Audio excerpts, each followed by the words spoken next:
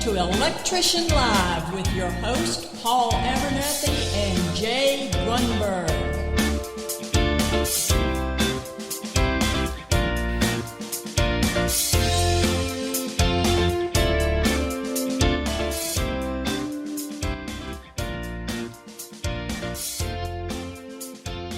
What up, everybody? Welcome to another episode of Electrician Live. My name is Paul Abernathy, one of your hosts, and with me this week, he was gone last week, but he's back this week, my co-host, Jay Grunberg. Mr. Grunberg, welcome to the show.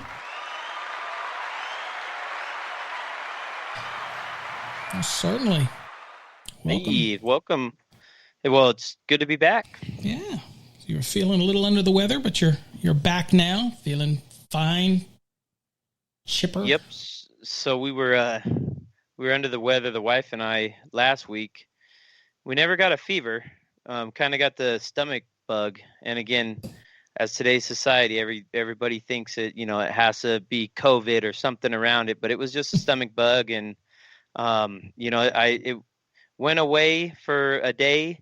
Came back for another day, and then, I took my vitamins, and then it went away. So there you go. You took the vitamins. Of course, took the vitamins. We won't get into what kind of vitamins they might have been since you are in Colorado, but that's all right. Obviously, it worked, and that's all you got to think about. Although, like I told you, my wife, I had a mishap with my boat this past week, and pulled something in my lower back. And I put the CBD cream on it. It did better, but nothing takes the place of some good old Aleve, man. My boat got away from me. And there's an interesting video that I will never share. It could end up on America's Funniest Videos, but first time ever doing my boat that I tried to do something different and didn't work out. Anyway, pulled my lower back. I heard it pop. It went pop. So been nursing that for a couple of days. That's for sure. So that CBD cream, though, it's working, isn't it? Yeah, it did. Actually did help. So most certainly did help a little bit. Yeah, I remember I used to use like the icy hot, the hot and warm kind of cream that you massage into the area, whether it's a muscle or back pull out, whatever it was. I remember using that, and the one thing I disliked about that was the smell. Yeah. The smell of it, wherever you lay down or you went to and you would rub your back against or wherever it was at, it would smell like that. And so with the CBD cream, I enjoy that because it doesn't give off a potent fragrance. It's very mild. So you can be around someone and they don't look at you like, man, what the heck are you, what do you smell like? You smell like something funny. Yeah. So. Yeah. So no, it worked out pretty good. Again, it did pretty good, which reminds us, again, to sponsor for tonight's show. As you see down at the bottom, it's CBD Pure. The sponsor is one of our sponsors of the show. If you want to find out more about them, go to our website, masterthenec.com, and up you'll see where it says merchandise. Hover over that, and you'll see CBD. It's under the merchandise tab over on our website. Check it out. All right, the other sponsor we have is again, Electrician Pride. And that's for all your shirts, hoodies, goodies, things like this, stickers with the Code Strong, all that kind of stuff. Check it out, electricianpride.com as well. There you go. You can get your Code Mafia stickers and whatnot. I bought two of those Code Mafias, and my best friend Chris, he doesn't know anything about electrical other than his best friend owns his company.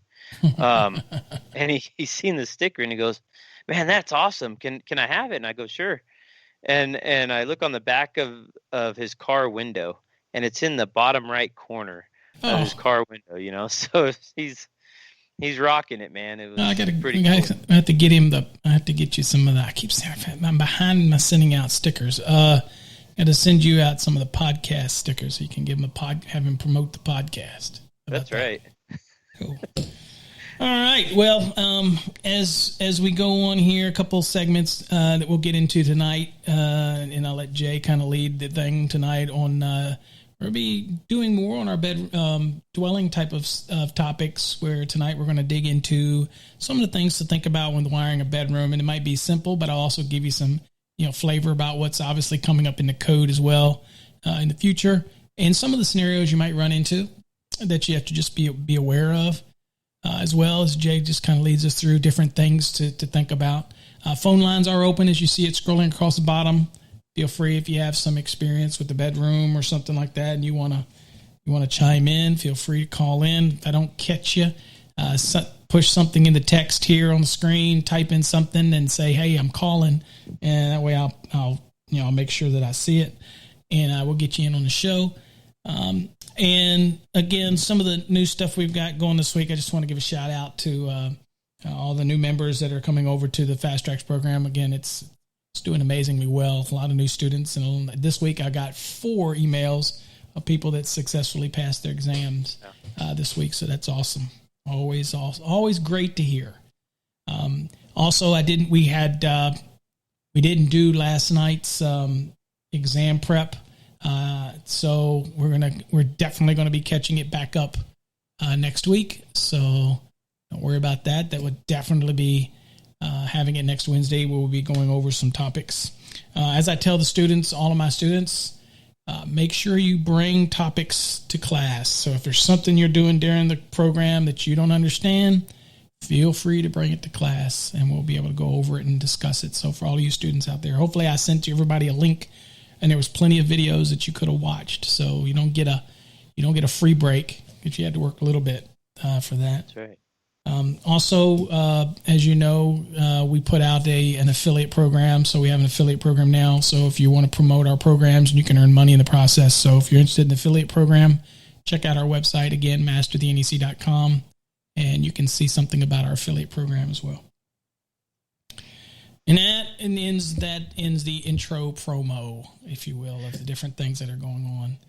So yeah, that Fast Tracks, that's probably one of the best investments as far as educational wise. And I've been through IEC schooling and they were great. You're required to go through the schooling here in Colorado to advance into your trade, into this trade, should I say. And what happens is if you want to become a licensed journeyman here in the state of Colorado, you not only have to submit 8,000 hours of out in the field training, you also have to submit a certain amount of hours of schooling. And I believe it's when you complete 2 years of schooling at IEC, you might want to double check me on that, but that's what I hear from the guys. When I was in IEC, I completed all 4 years because I still had to reach the 8,000 hours, which is 4 years of continuous work in that atmosphere, in the commercial atmosphere. So, and then afterwards, that's where I kind of stumbled on your videos and I linked up with you and got hooked up with the Fast Tracks program. And since then I've passed my E1 exam through ICC and I've passed my E2 exam. So awesome. It's definitely helped me and awesome. It's very affordable. What is it, $350 or? Yeah, normally $425. It's $350. So we try to make it as affordable as you can. And again, throw in the Wednesday night things, which aren't a guarantee. Sometimes I can't do the Wednesday nights, but like last night. But most of the time I can. So again, I tell people all the time, you could study the code, but sometimes if you were to pay somebody to help coach you through it, it's going to cost you way more than that. So I think it's a great investment for people, and they've seen progress. But you're only going to get out of it what you put into it. Sure. You're only going to get out what you put into it. If you think you just buy a course and you're going to pass the exam, dude, there's a reason why you came to the course in the first place. What you were doing before wasn't working, and it's not going to work if you don't work it. And you got to work it. Right. And you have to keep doing it. Of course, we can't cover everything, but that's why you get to bring topics to Wednesday night or email me and ask me something. Maybe you want to ask me something about, I don't get a whole lot of questions about parallel and series circuits, but if you do. And with that said, I've been trying to work on my own programs that are going to be geared towards what I call the 15 elements of exam prep, which is all of the calc parts that are really important. Code lookup is important, but there's something that I'm working on. But again, it's a slow start, so I got so many things on my plate. But hopefully I will at some point get that where it needs to be, that type of thing.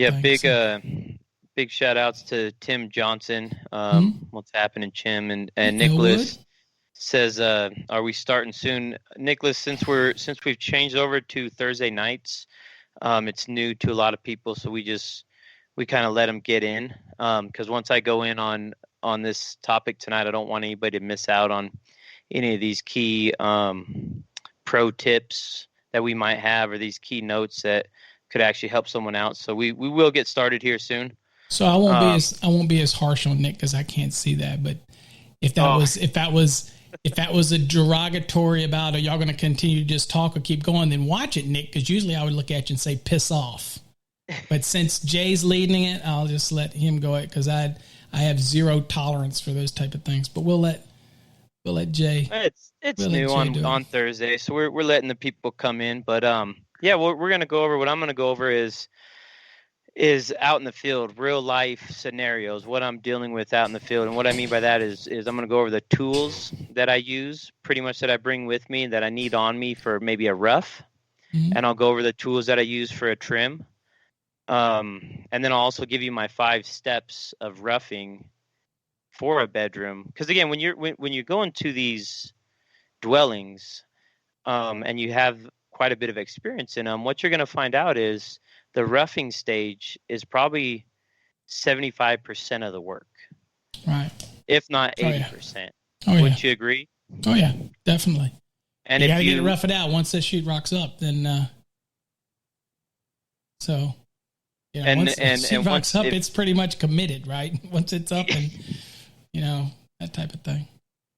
So if you can prep your rough to be right, spot on, you can leave that trim for pretty much anybody to go back to and understand how you wired it. If you just keep it simple and you keep doing it and you keep doing it the right way. So I'll go over some of the steps that we use out in the field to rough that hopefully for you apprentices or even residential wiremen, journeymen, masters, whatever your level is in the trade, you can hopefully take away something from this episode tonight. Sure.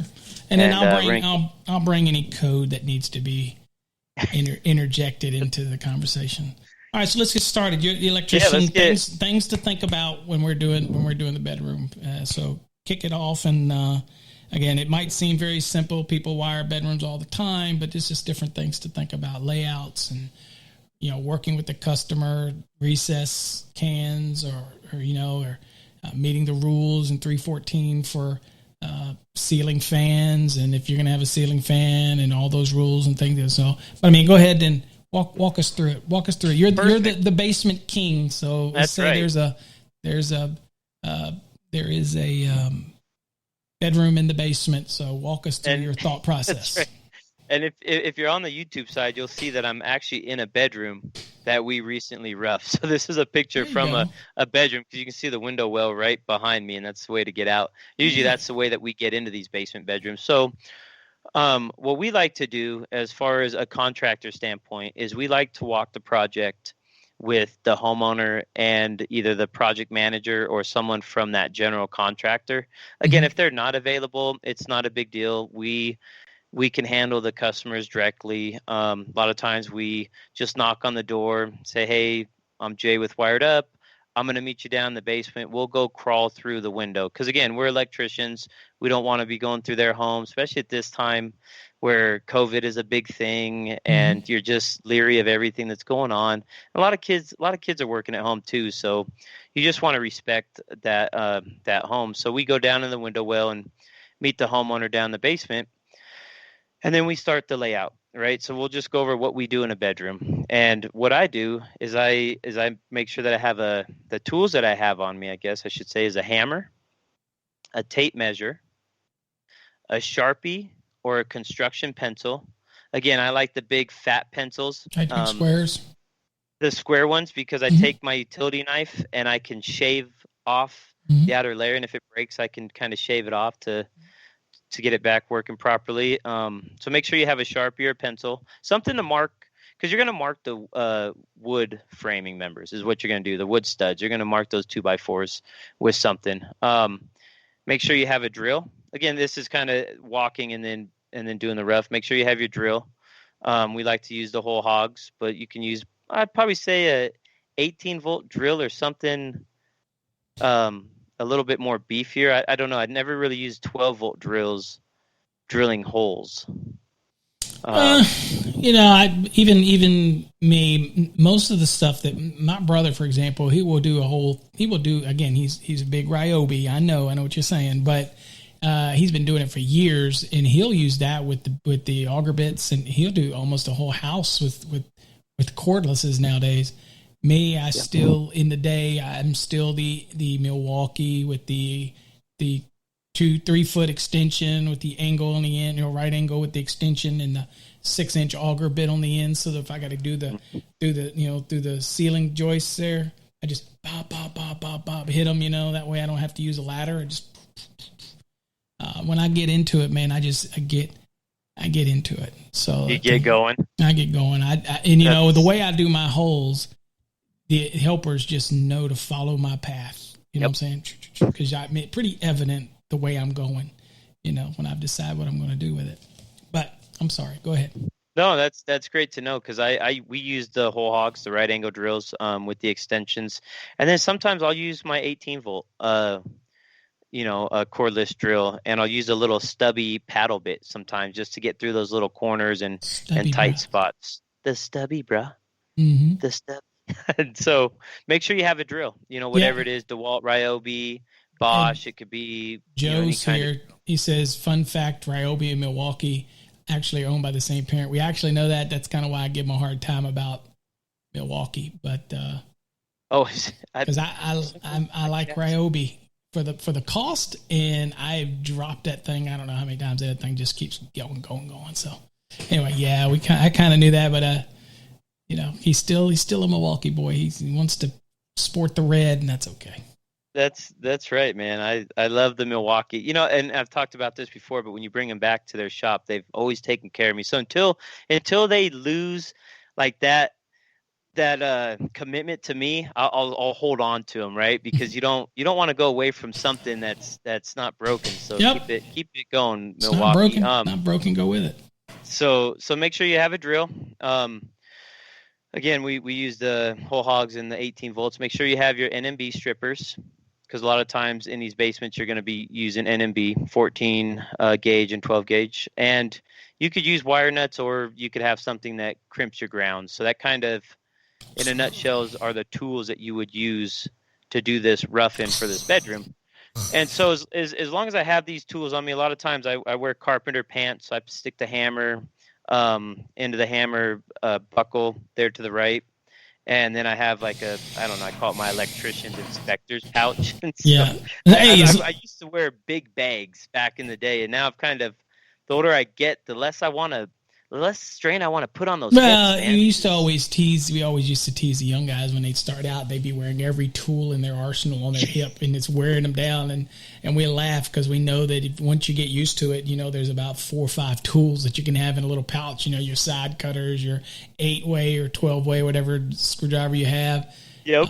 Your strippers. You don't need all those things, especially during the rough end. They just weigh you down.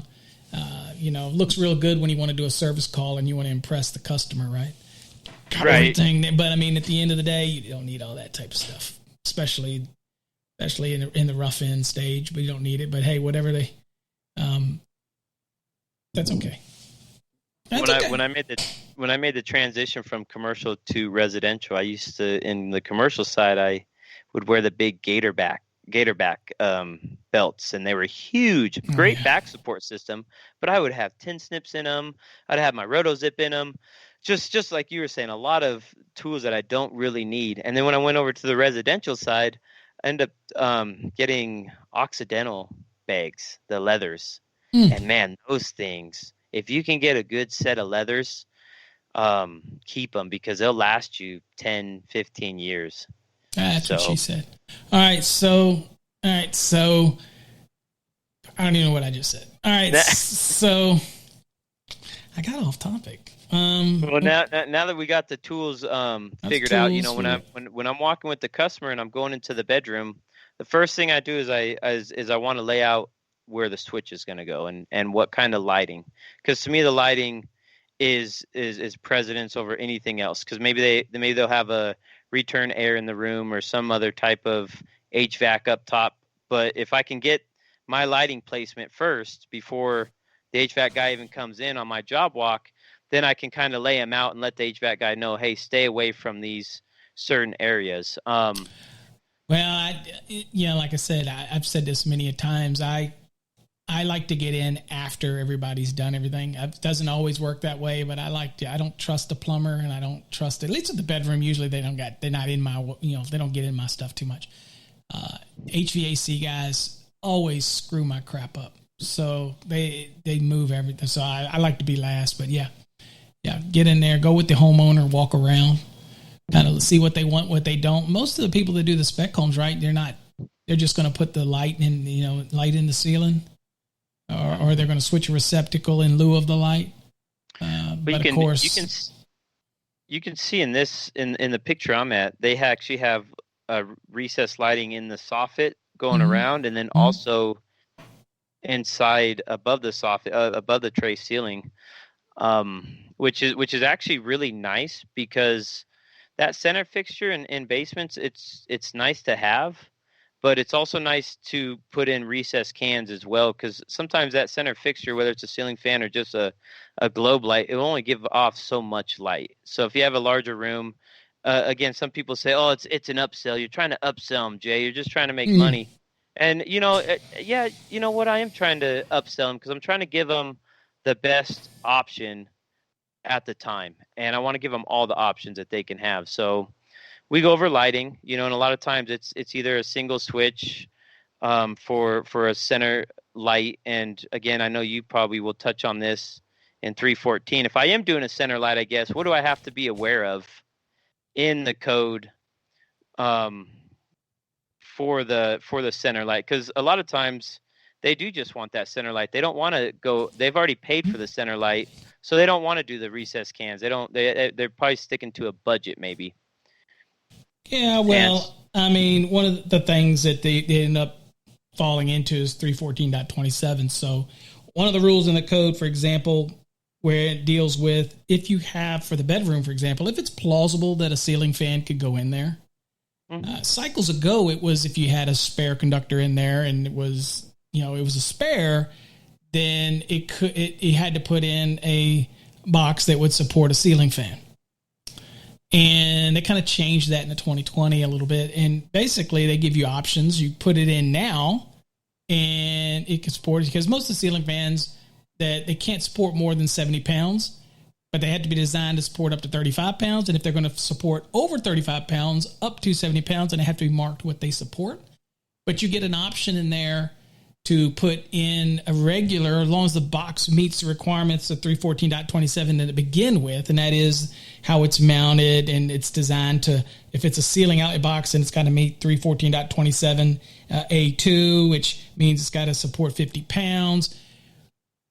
But it does allow you that if you don't want to now put that box in there that's the sole support of the ceiling fan, as long as you could get to it later and do it later, and there was ability in there to be able to put like one of those crank-ins or something, then you don't have to put it in now. You could come back and put it in later. But a good example of that is in that bedroom in your picture, in your background, that one that's over there in that cutout area, kind of, the ones that are recessed lights over there, those would not, I mean, to say that was a light, that would not require that to be, have to be a supported ceiling fan box, sole supported, because the blades would probably hit the wall. It's too close to the wall. So those don't apply. But the one, if you had one in the middle, and you would have to put one in the middle, then it would have to be designed to support. That's it. Now, the interesting thing about this rule, it says outlet boxes mounted in the ceiling of habitable rooms, and at least, of course, now we know what a habitable room is. We never knew up to this point, I guess. But now we have a definition of it in the 2020 NEC. It said if it's in a habitable room of dwelling occupancy in a location acceptable for the installation of a ceiling fan, shall comply with one of the following is the next when we get those two options. But the interesting, it says outlet boxes mounted in the ceiling of a habitable room. You still have the allowance in a bedroom, for example, to not put a ceiling fan. I mean, you could switch a receptacle still in the bedroom. It's still very common to just switch a receptacle, and the code allows for that. Do you be able to do that? Right. So, I mean, you have a bunch of different options, but yeah, you're right. You better go over that with your customer ahead of time. Yeah, I was always under the impression in the 2020 until you and I spoke recently that when I'm in a situation like a bedroom and I have that center fixture and the room is capable of, having the ceiling fan in there, let's say, it's high enough and the blades can, meets everything. function properly, then I always put a ceiling fan box in there thinking that I had to anyway. Because of 314. I do it anyway when I would lay them out. If I put one in the bedrooms, I always put a box that was designed to support a ceiling fan. Now, the code's just giving you an option to not have to do it right now, but it would still have to be a box that meets the general requirements of 314.27 anyway. If it's in that ceiling, so 314.27A2, it still has to meet those rules. But if you can get to it at a later date by using one of those kind that crank out or whatnot, or maybe it's in a second floor and you have an access above the ceiling, that's, gives you access, then you can get away from having to do it right now. You could do it down the road, or somebody could do it down the road. Pretty much what we do now. If I go in to do a ceiling, add a ceiling fan, and I got to cringe because I go in there, let's say, and I see that they've got a regular little surface mount luminaire, and they go, that's where I want the ceiling fan. And I'm like, how much do I want to bet that the box behind that will not support a ceiling fan? Yeah. And how many guys will actually take that down and put the fan up anyway, right? That's a light fan. But there's been cases of the ceiling fans falling out of the ceilings and things like that due to the torquing and moving and things. So good code. But again, making it a point in your bedroom here, you're not required to have the light. You're not required to have that outlet box in the ceiling. Okay. Right. Not required. You could switch a receptacle and it can meet the same requirement, things like that. So again, you do have the allowance to do that. Just be aware that if you do that, and again, don't confuse that with a recess can. You could put recess cans anywhere you want. Obviously, they have nothing to do with the outlet box. But if you put a ceiling outlet box there and it has the ability to support, or you could plausibly put a ceiling fan there, then you have to look at these two options here. So that's basically what that's saying. Yeah. So my suggestion would just be throwing a box that's rated and move on. If you're able to upsell them, maybe on 4 additional lights around it, obviously outside of the blades of the ceiling fan, so they don't chop it up. So now you maybe have 2 switches. If I'm going to go with that, and they're going to throw in the ceiling fans, I'm probably going to get the simple old plastic ceiling fan box that kind of fits over 2x4. And I'm going to put that in there. I'm giving that to them. Okay, if they're going to upgrade to the recess cans and they want potential in the middle, I'll give them that little box. I'm not worried about that type of thing. But yeah, I mean, that's the important stuff when you're walking around with the customer. It definitely. And a little pro tip for you guys out there. I know sometimes the electrical contractor probably wants to save a little bit of money, but if you are and you're going to throw a ceiling fan box up there, maybe run 14.3 to it. Might be a good little suggestion just in case they ever want to control the light separate from the fan, and it just gives them a good option. Used to be that was one of the triggers for having the ceiling soul supported ceiling fan box. And what happened is the reason that changed, and that wasn't a trigger anymore to have that spare or basically have a 14.3 up there, was because now there's so many ceiling fans that could run black and white up there and still be fine. Whereas code cycles ago, it would have to be that spare up there, and you're thinking, well, there's a red one up there that's capped off just in case they want to do something. But they realized that you could still have ceiling fans controlled now. I mean, every ceiling fan in my house right now has absolutely no switch on the fan. I mean, there's no pull chain on the fans. There's no control. It's all with a remote. So I have remotes everywhere. Okay. That's right. Electrician Amazing says pro tip alert. That's right, man. That's what we're here to do. Well, and a good thing about running a 14.3 is maybe down the line they want to add lighting, recess can lighting, and they're only using one of the legs for the fan. Well, guess what? Instead of going to the switch box and having to rerun a whole nother switch leg to the first light, maybe you can do little bit minimal damage and come off of that light, that ceiling fan fixture and go to a recess can. Again, these are scenarios that they're what ifs, but it's always you're setting up someone someone good for the next time. So.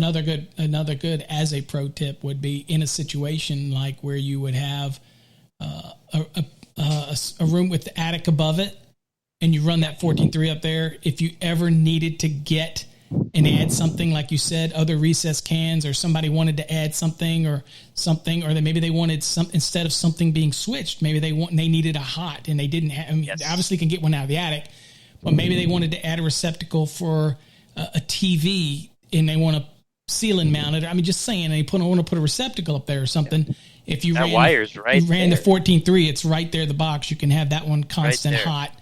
And then you could jump out of that and go hit a receptacle instead of thinking, crap, how do I get out of the wall to get up there? And then if you're thinking, well, I don't need to worry about that because I might pull off a circuit in the attic. Well, you just kind of can screw yourself there because that receptacle is going to be servicing the bedroom, then it would have to be AFCI. So if you're pulling one off of the attic, then your cost just went up because now you're going to have to be AFCI and things that generally wouldn't require to be AFCI. But if you come off that circuit that is required to be AFCI, then anything that you would to add later on still be AFCI, and you wouldn't have to. Right. You don't have to add that up or have something and might not have one on the truck, but you have everything else. And I mean, just again, you're doing it now, and somebody down the road is going to benefit from that. But again, electricians have to, we always think a little bit, but some people will say, yeah, but 14.3 costs a little more. And of course, the cost today of non-metallic sheath cable is gone through the roof. Yes. So people might say, no, I'm not doing that. I'm not giving anything away. So I get it. Everybody to his own. Those are just little things to think about. Yep. Definitely. Yeah. And we like to do that. And so, as I'm walking with the customer again, we just kind of hit the lighting. If you have any other questions about the lighting, put it in the chat, and we'll go over it.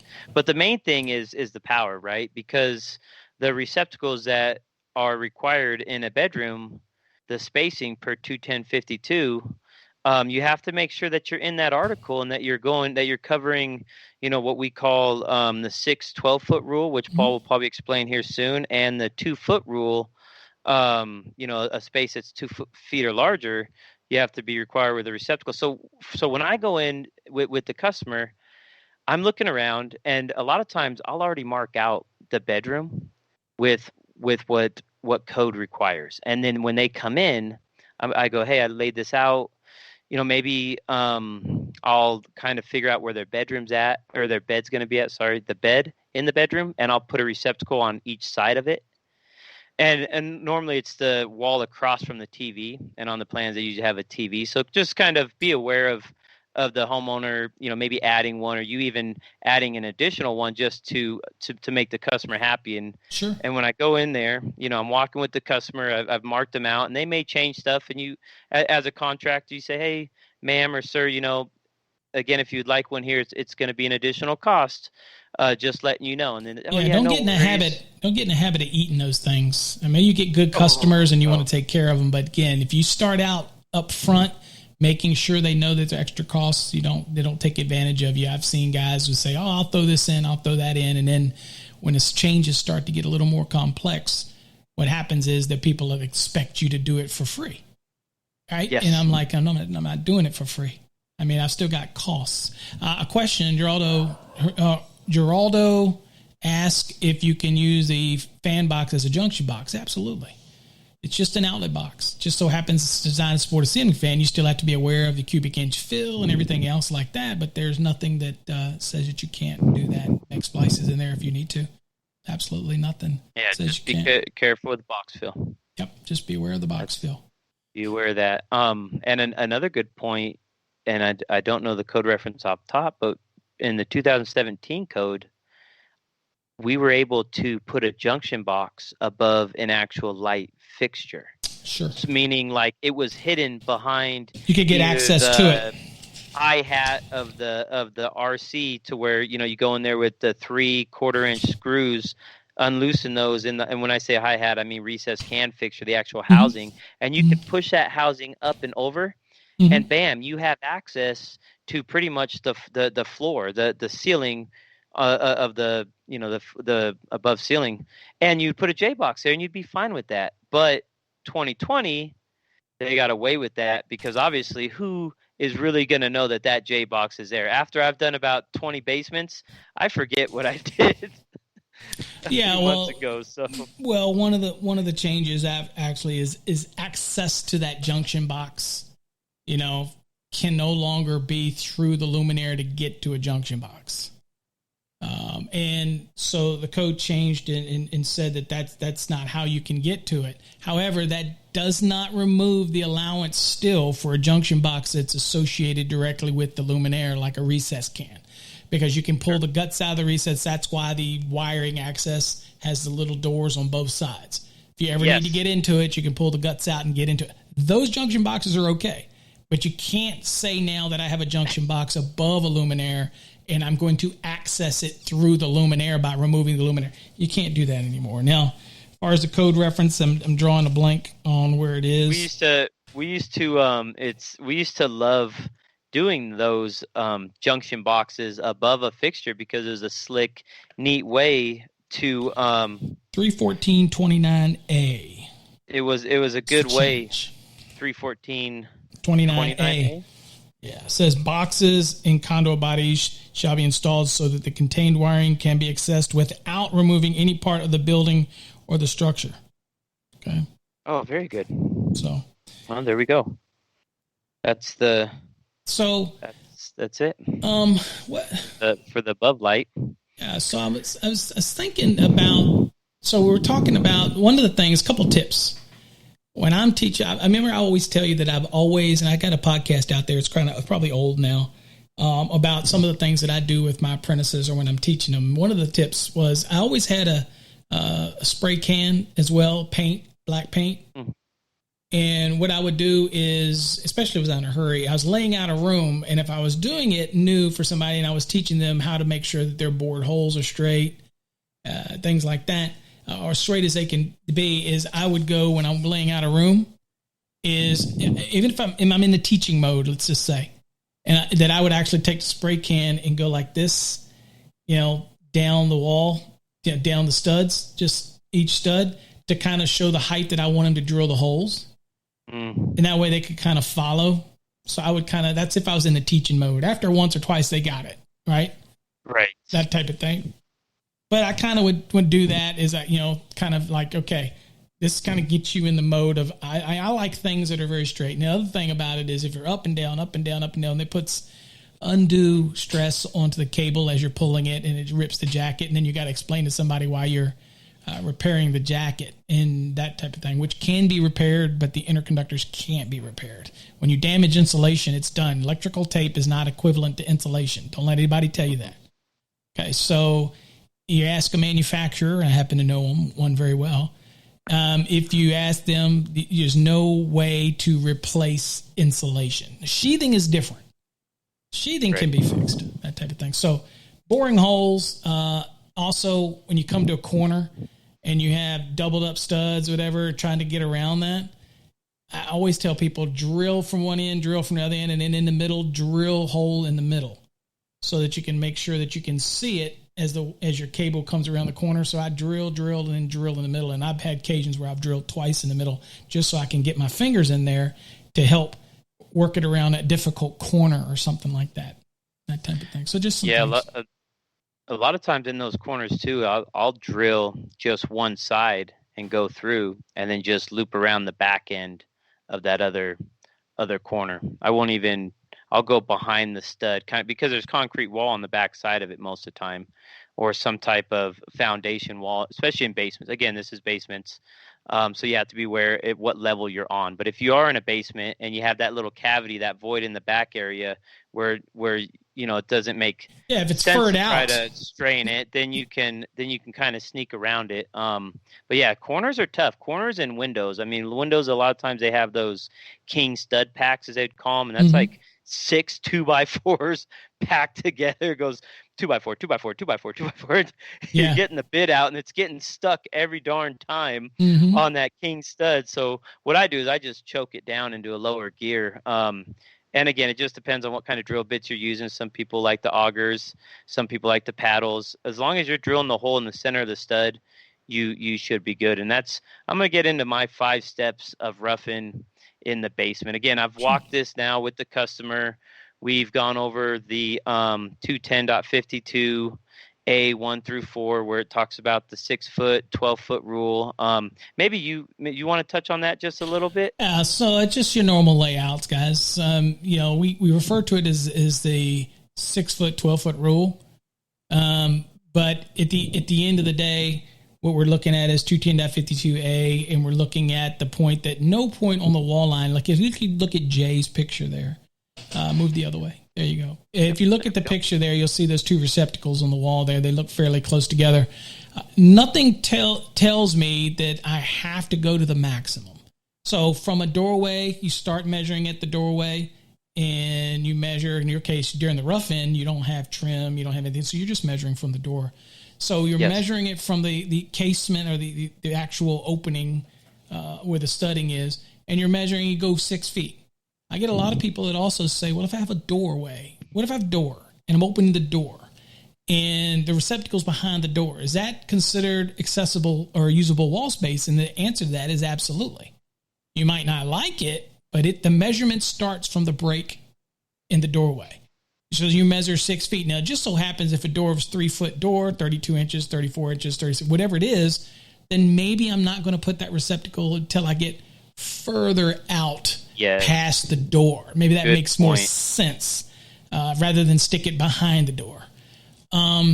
Some people argue, well, that's probably going to be the one receptacle that gets used the most in the room. Why? Because there'll be furniture probably in front of everything else, but that's the one that nothing will be behind. So that's where your wife will be plugging in her vacuum cleaner, or you'll be plugging in your vacuum cleaner. Or this, in my case, maybe a stick up or something. My wife will tell you, need one of those in every room. Or something, the emergency flashlight or something, because it is obviously there. But again, if you're thinking about the layout, you go 6 feet, and then you could go up to 12 feet. Does that mean you have to go all the way to 12? Absolutely not. Your room layout might not dictate the application for that scenario, but you have to, you have to be to the point where anywhere on the wall that I were to touch, I have to be within 6 feet of a receptacle.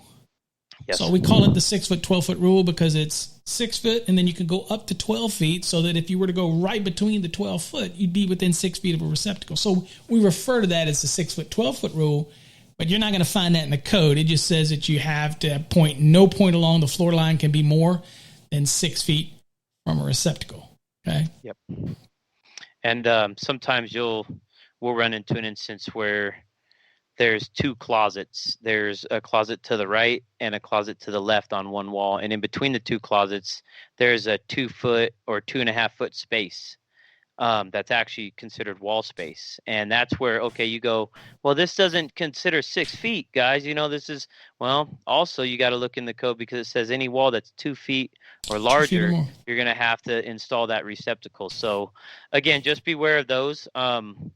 And if it's 18 inches, maybe you say, hey, ma'am, this we're not required to put a receptacle here, but since we're doing this walk, would you like one here?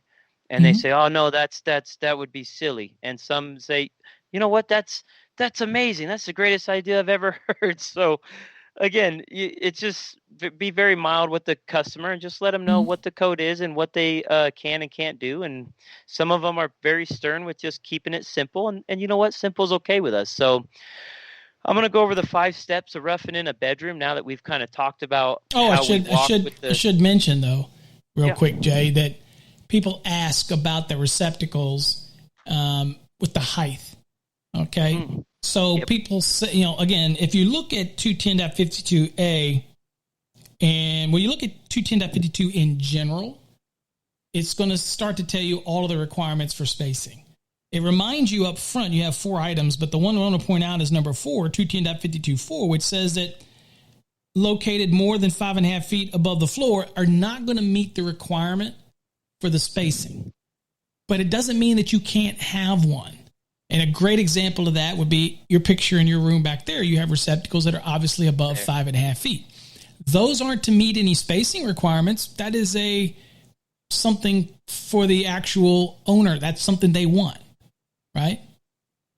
And we have a ghost dog in there too. That's a dog laying on top of on top of the little cabinet. So Yes. he's hanging out. Yep.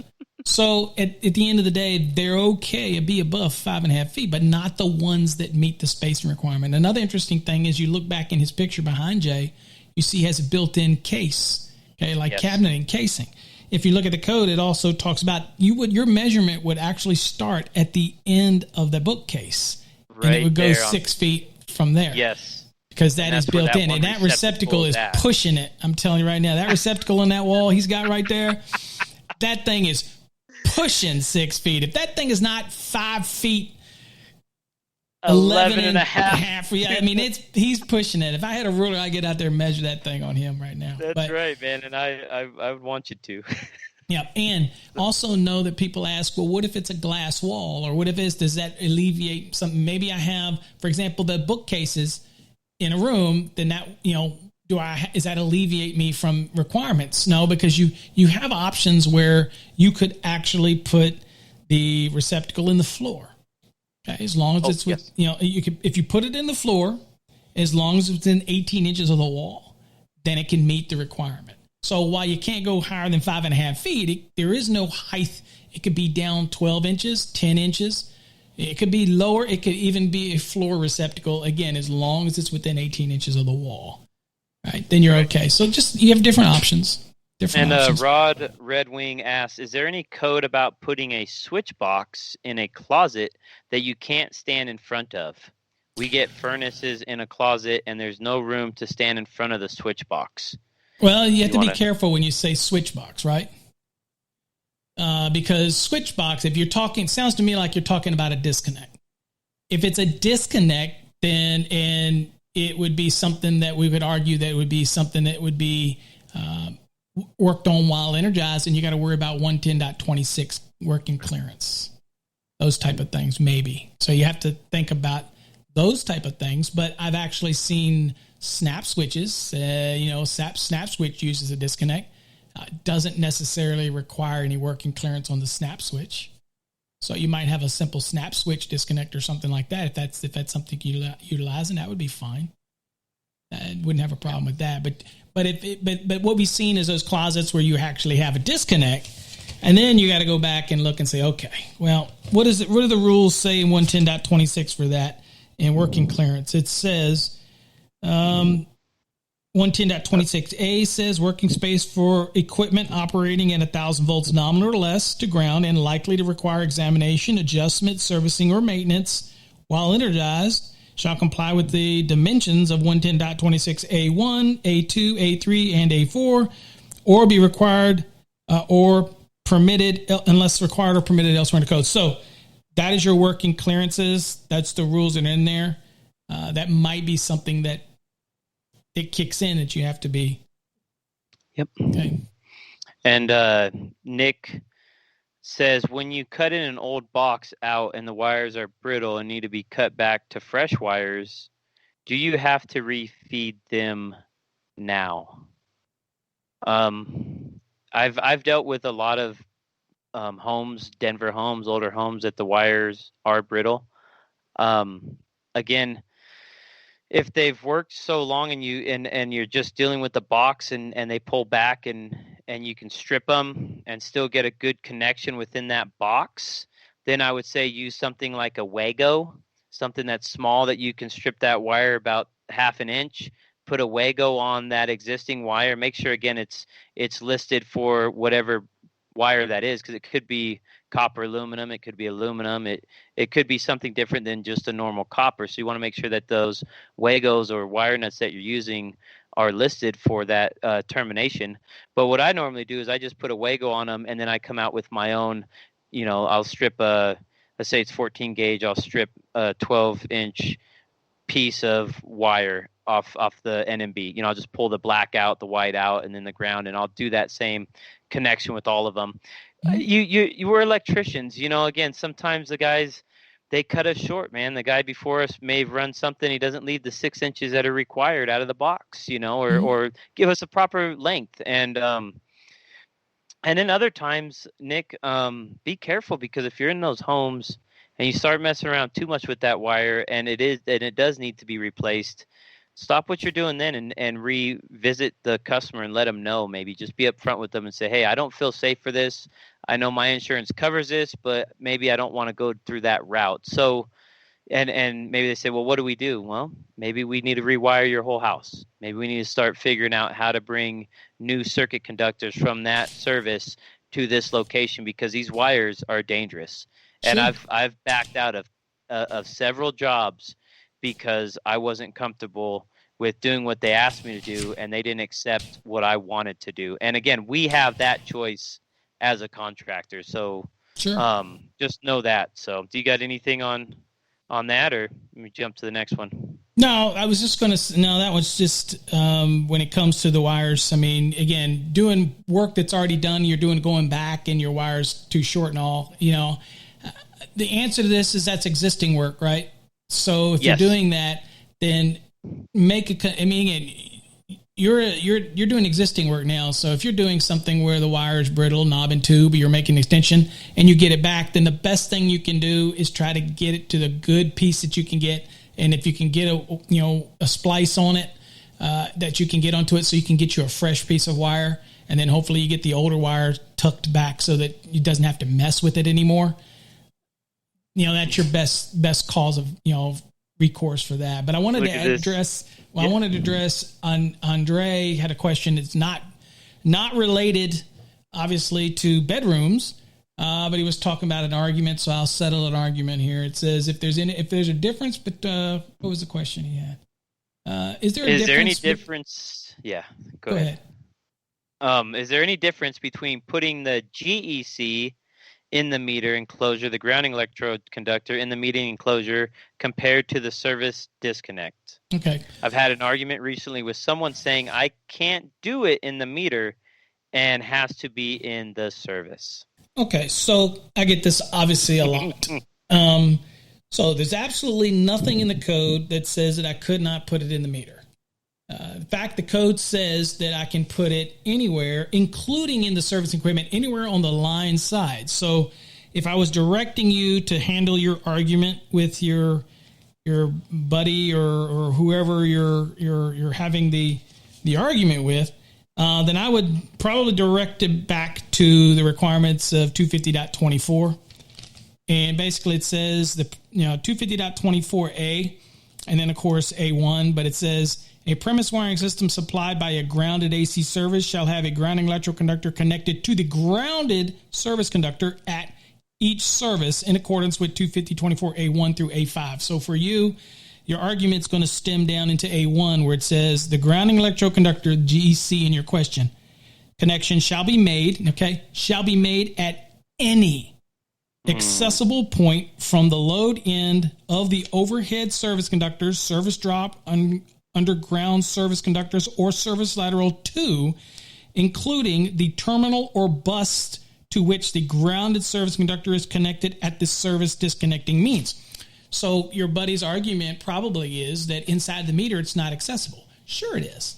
It's not required to be readily accessible. It's accessible to whoever needs requisite to get to it. And I'm telling you, once that connection's made, why the heck do you ever need to get to it again? I mean, think about it in your career. Have you ever had to go back and get some kind of connection to the GEC? Because you know what? If you are, then you're going to call the power company. Now, it's inconvenient. If you ever had to get there for some reason, you had to pull the meter. But as far as the code is concerned, anywhere from that service equipment all the way up to basically, for realistic terms, the point of attachment. Yeah. You can. It sounds like his buddy's just someone that sticks, because I've heard this with a lot of residential guys. They go, nope, I'm putting it in the service side. I will never put it in the meter side. XL, who's our power company out here, they don't like it like that. Yeah. Well, again, code is code, and some guys don't want to. What is that? Open up. What's that? You are in my face. Oh, am I?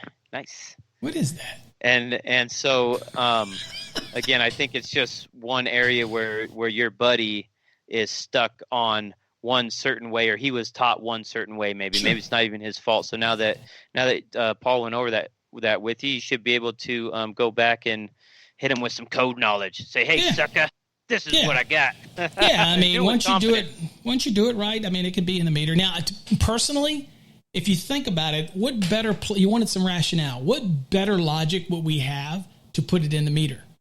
Well, what is the grounding electroconductor for? It's for lightning. It's for surges, transient surges from possibly a high-powered line, maybe utility in a storm falling on a low-power line, which is going to be your service drop coming down to the point of attachment, down to your service entrance conductors going down through your meter. So if we're doing it there, and of course the connection to earth is to stabilize voltage because we don't have voltages that wander all around like you do with an ungrounded system. So at the end of the day, if I'm keeping lightning and I'm keeping surges and I'm keeping all that stuff out of the building, then it could be a good argument that the meter is the perfect place to do that. But to be honest with you, you could actually make the connection to the grounded conductor at the point of attachment if you wanted. Nobody does that, but you could, because the code says in 250.24a that I could do it, A1, that I could do it at any accessible point. Okay. And people argue that, well, it's not accessible in the meter. Well, it might not also be accessible up the weatherhead that's 10 feet high. It's still not considered accessible to you. You got to get a ladder. Well, if you need to get into the meter, you could get in. Somebody could get into the meter. So at the end of the day, it's not a argument. But if it's me, I just come out of the service equipment. I come straight to the grounded conductor terminal bus and go straight out. I mean, I just keep it easy. But putting it in the meters, perfectly fine. I know plenty of people that do it.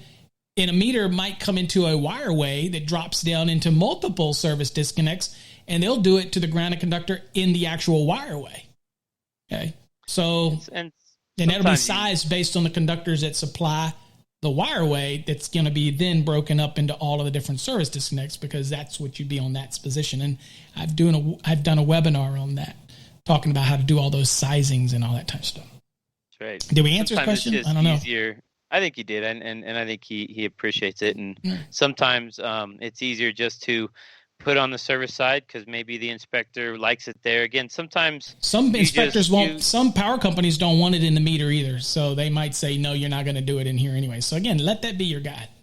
Let that be your guide. But do know that, again, that it's allowed. Kevin says Jay still runs wires. You darn right, buddy, man. I was out in the field on Tuesday, and I knocked out 2 trims. So I had a little bit of help from my project manager, but we knocked out 2 trims. And just because they're 500 square foot trims, hey, it still takes a lot. So I'm out there working, man. I'm grinding. There you go.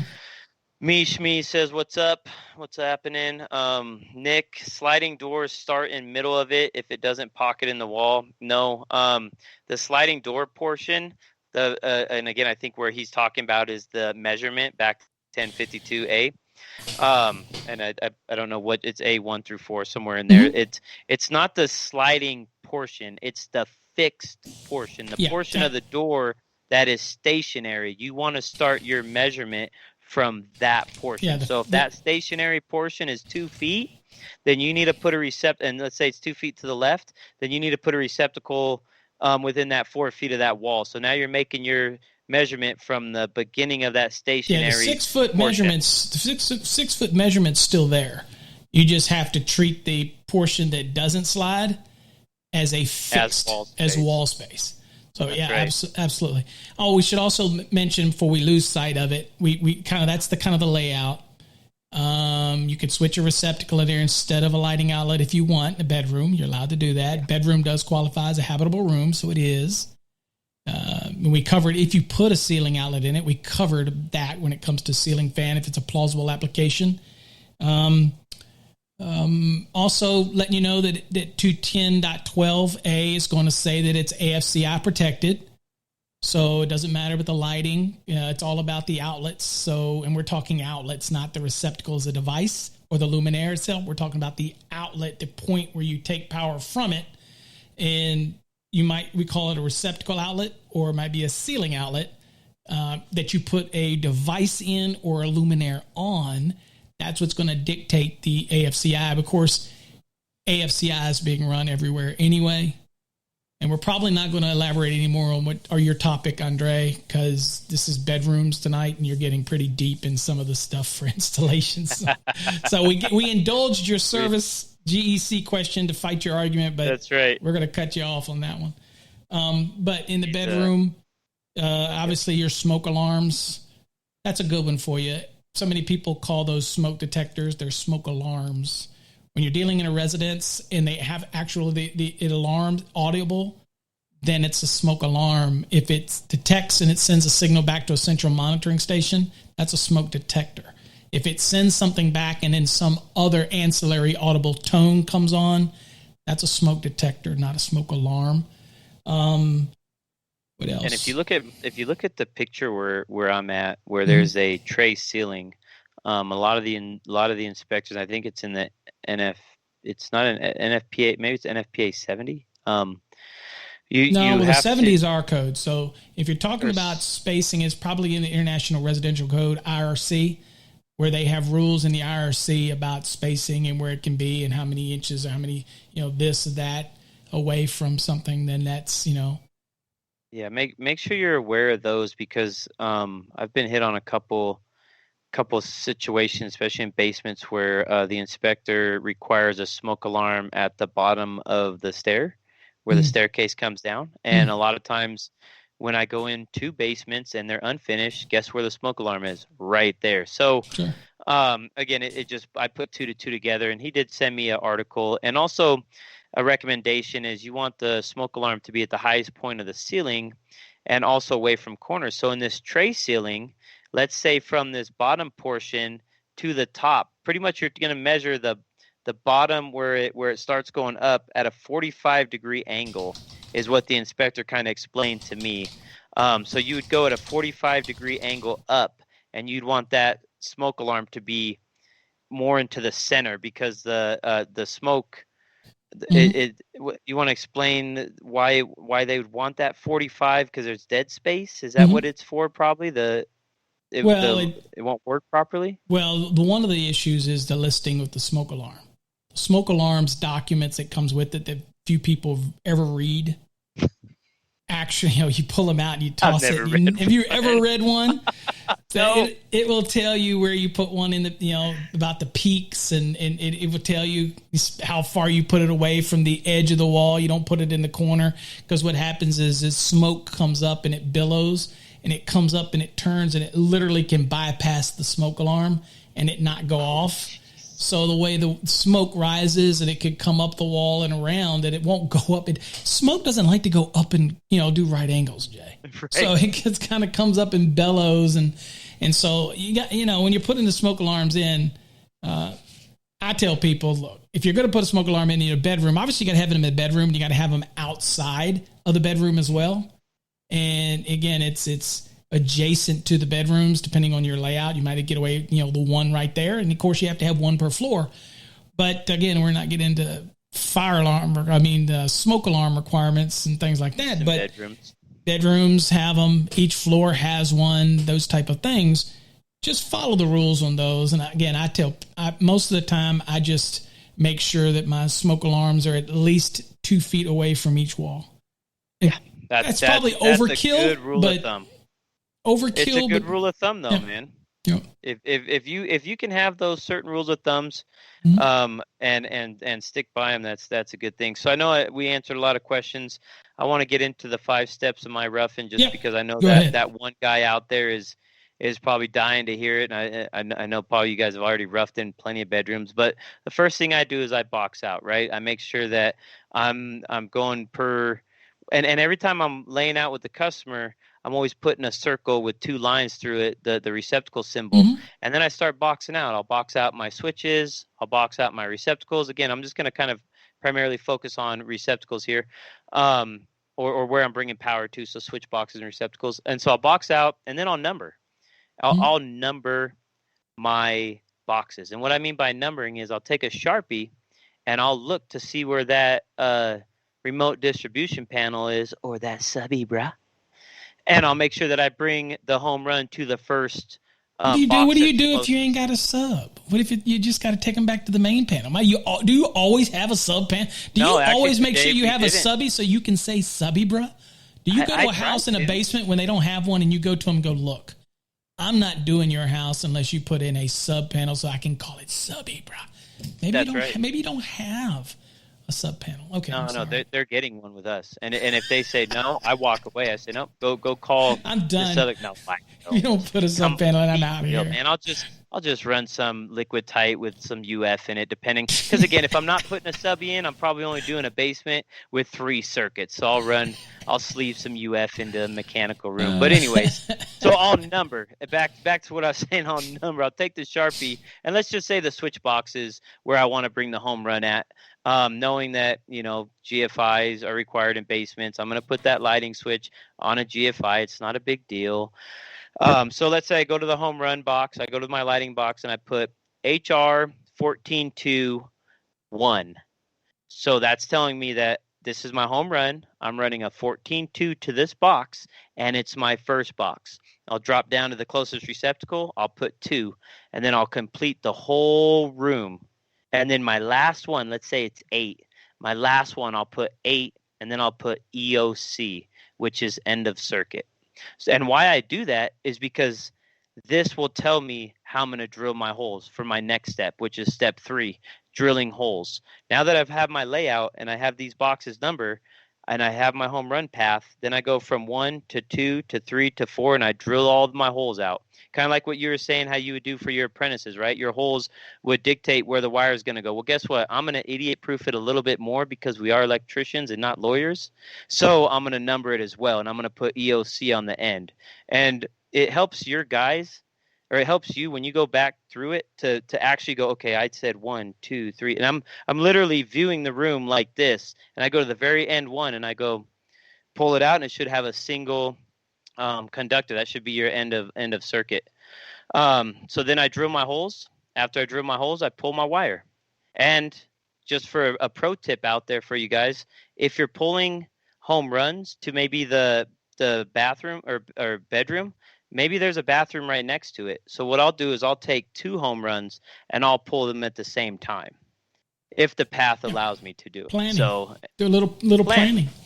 Of course, you might be like most people. If I have, a bedroom's going to have probably a master bath. I am probably going to pick my receptacles up, and I'm probably going to pop up, and I'm going to pick the lighting in the bathroom. Mm-hmm. Yep. And I'm going to pick up the lighting in the bathroom because it's probably benign anyway, just some sconce or something like that, exhaust fan. But knowing that you're going to have a separate for the receptacles that are going to be for the bathroom. And of course, if you're like me, usually I just run one circuit for the bathroom receptacles and I loop all the bathroom receptacles on one. I never had a problem, but people do that, right? Yeah. People do that all the time. Of course, you also know that the code allows me to take one 20 amp circuit to that bathroom and also do the lighting in that bathroom as long as I don't leave that bathroom. So as long as that circuit stays in there, I can do the lighting and I can do the receptacles in that bathroom. But if you're going to leave that bathroom with any of those circuits, then you can't do that. Then that type of thing. Right. You want to make sure you're there. Now let's say you're in this room and we put a center fixture and we put 4 recessed cans. Mm-hmm. So I know as an installer, I need to bring out 2 switch legs.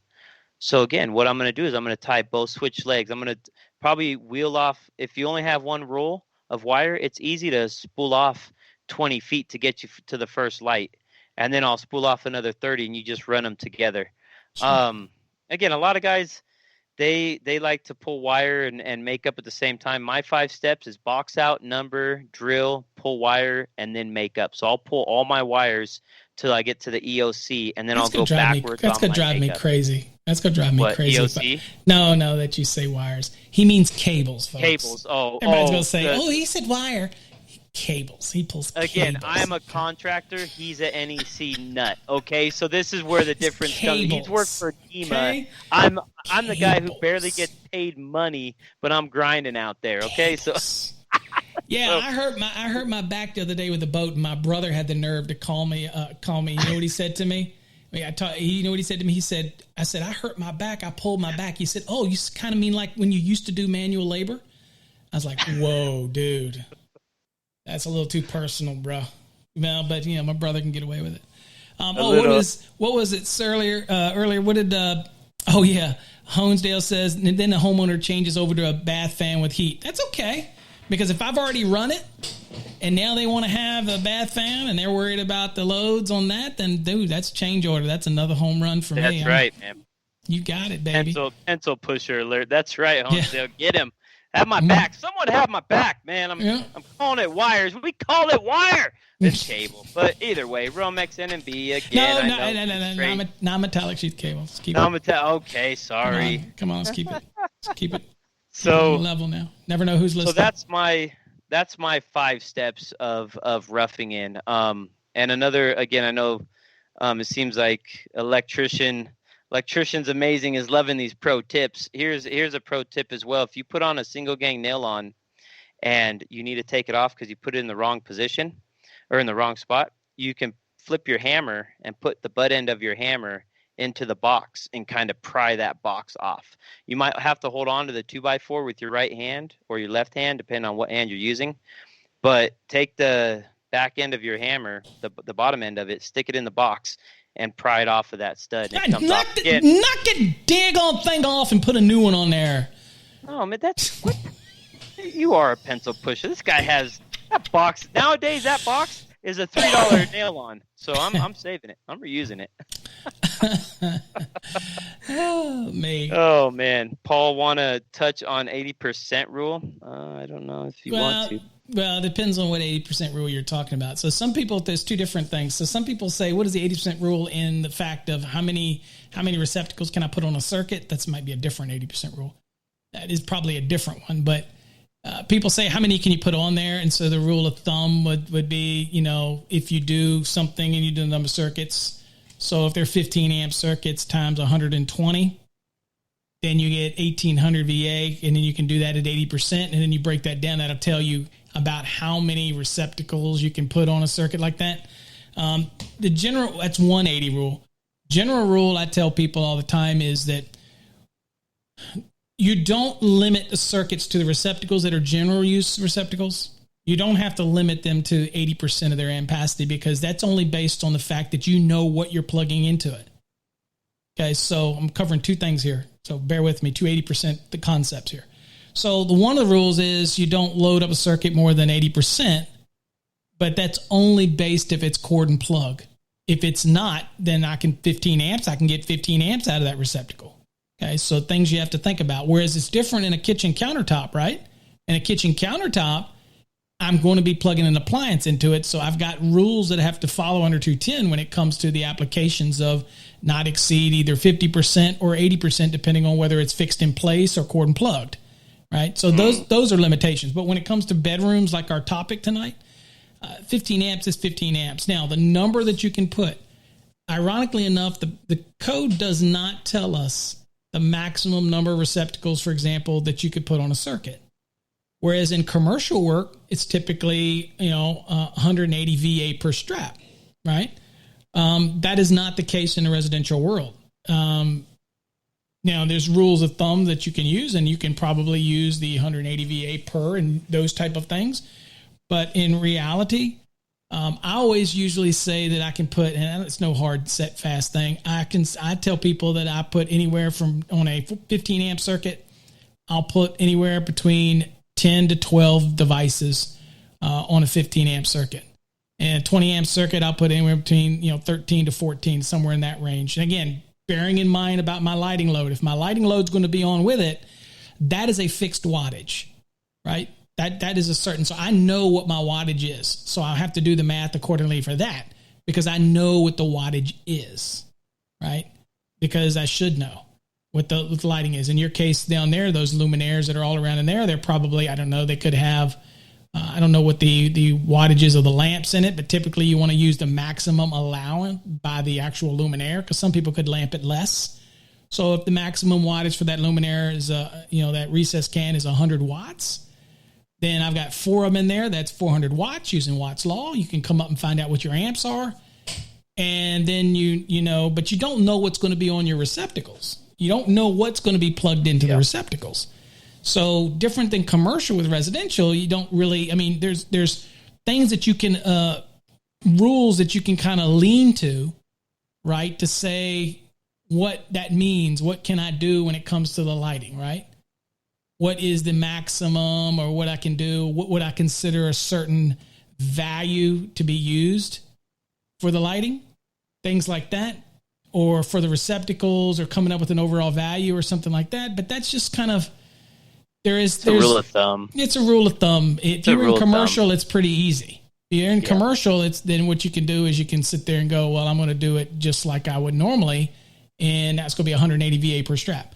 It's not what we do with that. So not 100% sure in which ones of the 80% rule you're referring to. That's kind of the ones that usually will come into play. Yeah, so, and a lot of jurisdictions that we work in, they'll have amendments. So they'll say on a 15 amp branch circuit that you're only allowed to have maybe 8 receptacles on it. So be aware of the amendments in that city as well, or in the jurisdiction you're working in, because they will they'll strongly enforce those, because those are amendments by them. They've went ahead and said, okay, in our jurisdiction, I know what the code says, but you're also going to follow the code, but you're going to also follow our amendments, and our amendments supersede, like this instance, we could have 50 receptacles on a 15 amp, and that's not a big deal to the code, but to the city, it is a big deal. So they may just want 8. Again, like you said, you stick to 10 on a 12 or on a 14 amp branch circuit, 15 amp branch circuit with 14 gauge cable. I like to stick to 8 as well, because then sometimes the customer adds one, right? Like, oh, you know what? We forgot. We want a TV receptacle up high. Well, if you got 15 receptacles already on that circuit, guess what? Now you have to bring a whole new circuit to that area. If I have 8, you know what? I'm probably going to add a 9th, and that's sure. Okay with me. So not a big deal on that one. If you have sorry, I'm going to get caught up in some of these comments. It looks like Electrician, amazing lifestyle, is a third-year apprentice with 5 years experience, because he started non-union, completed their apprenticeship now, and is in the union. So he has to finish their apprenticeship, and he's loving it. Well, good for you, man. I'm glad that you made that jump to the union before you were licensed, because I went to the union as a licensed electrician, and I was kind of like the black sheep. I was kind of that sore thumb that stuck out. I was wearing my bags, and I was doing all the non-union wiring methods and stuff, and these guys didn't like that. So good for you. William Gonzalez. Also should mention that one of the 80% rule is that he's probably talking about the load limiting 80% rule, which is, again, just a rule of thumb, is where I would take a 15 amp circuit, right? And I do 15 times 80%. That's 12 amps max. So I'm not going to put more than 12 amps on that circuit. Okay. And so to determine, it'd be 12 times 120 volts. That's going to be 1,440 watts. So I can use that in determining my wattage load, that type of thing. But remember, again, these are just rules of thumb. If it's a receptacle in your bedroom and it's a 15 amp circuit, I'm going to expect to get 15 amps out of it. Yes. Okay. And again, I can pull 15 amps out of it without violating the circuit. Now, that's not saying it's continuous load, because we treat nothing in a residence as continuous load except for the branch circuit to the water heaters, right? We don't use the water heater in a calculation as continuous load. You don't take into account any calculation for continuous load when you're doing the service, but you do when you're doing the water heater's branch circuit, because the code tells you to. Other than that, these are just rule of thumbs. 20 amp circuit, again, if you wanted the rule of 80% on that, would be 20 times 80%, 16 amps. And so you don't exceed 16 amps. But again, there's nothing set in stone about that. And of course, that would equate to 1,920 watts. So that might be beneficial if you're looking at the different luminaires you might have, and you're trying to keep a certain value. That might be something that you think about. Hey, Todd came in. Todd's here. Todd who? My brother? I think Todd, who's doing the CMECP program, I believe. Oh, okay. Todd's in the house. I think he just got in here. Honesdale had a good question. He said in the picture that's behind me in this application, the TV receptacle is high. It's above 5.5 feet. In this application, do I have a receptacle down low, and am I required a receptacle down low? Okay, so in your case, we would look under the wall space. Because we do have fixed cabinets here. We do have some fixed cabinets. So in the code book under 210.52A2 wall space, it says, okay, so getting past his portion here, it says any wall space 2 feet or more in width, including space measured around corners and unbroken along floor line by doorways or similar openings, fireplaces, or fixed cabinets that do not have countertop or similar work surfaces. So the argument that people would have, Jay, is whether or not that space that you have back there constitutes countertop or similar work surface. Okay. And that would be whether or not the argument would be whether or not that would be required to have receptacles, even though those ones up high are not going to qualify, obviously, is their spacing. Right. But the way that's built in like that, and the way the cabinets, I would look at it and say that those are fixed cabinets and do not have a countertop or similar work surface. I would argue that space right there is down. I don't know if that looks like that's not up more than 2 feet, maybe even less than that. So It's probably for a TV or something to mount on there. That's not really a work surface where I would expect to have a computer or something or work there. So then I would consider that all part of a built-in cabinet, and my measurement would start at the end. You might have an AHJ that looks at that differently. Okay. Yep. But that's how I would look at it.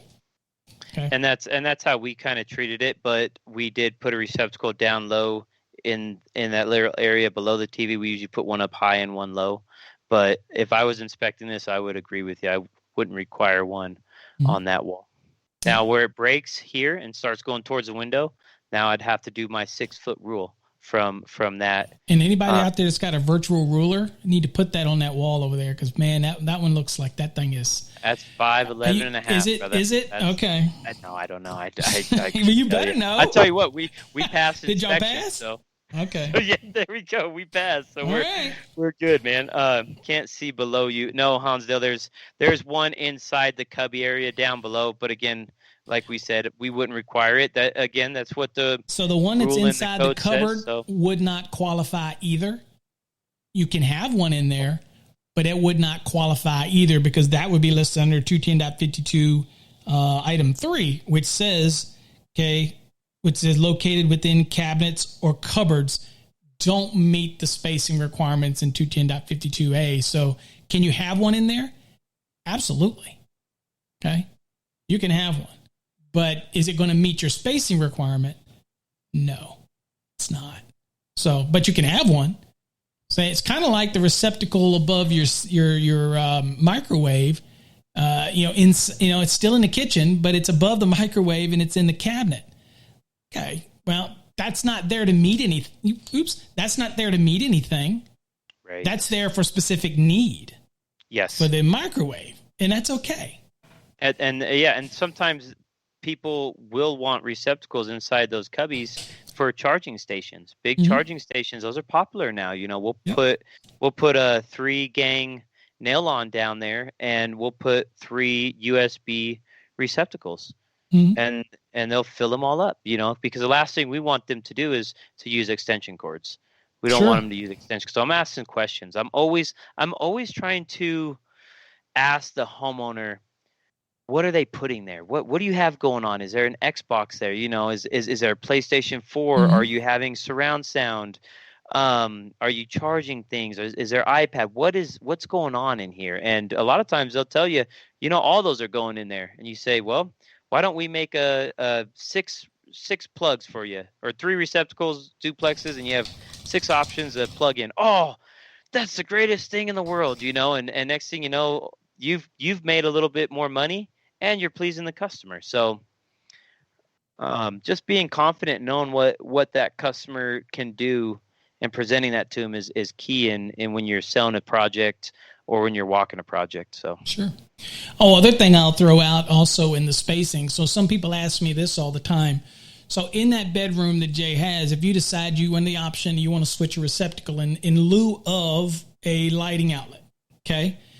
Now, you're going to have to switch half the receptacle, because if you switch the whole receptacle, then you're not compliant with the code. Code requires a receptacle within 6 feet of the door opening. If you switch it, then it's no longer a receptacle. It's a switched receptacle, and that doesn't meet the requirement. So I had people that ask me that all the time. They switched the whole receptacle, and I tell them, and I was notorious in the day. Anytime I switched a receptacle in a bedroom, I turned it so the ground was up. So all the other ones, the ground was down. Not that the code cares, because it doesn't, unless you're in Chicago and they care. Somebody in Chicago cares. But I would turn that one the other way so that it stood out in the room and everybody knew that was the one that was switched. Yes. However, we only switch half of it because you can't switch the entire receptacle. Otherwise, you don't meet the spacing requirement.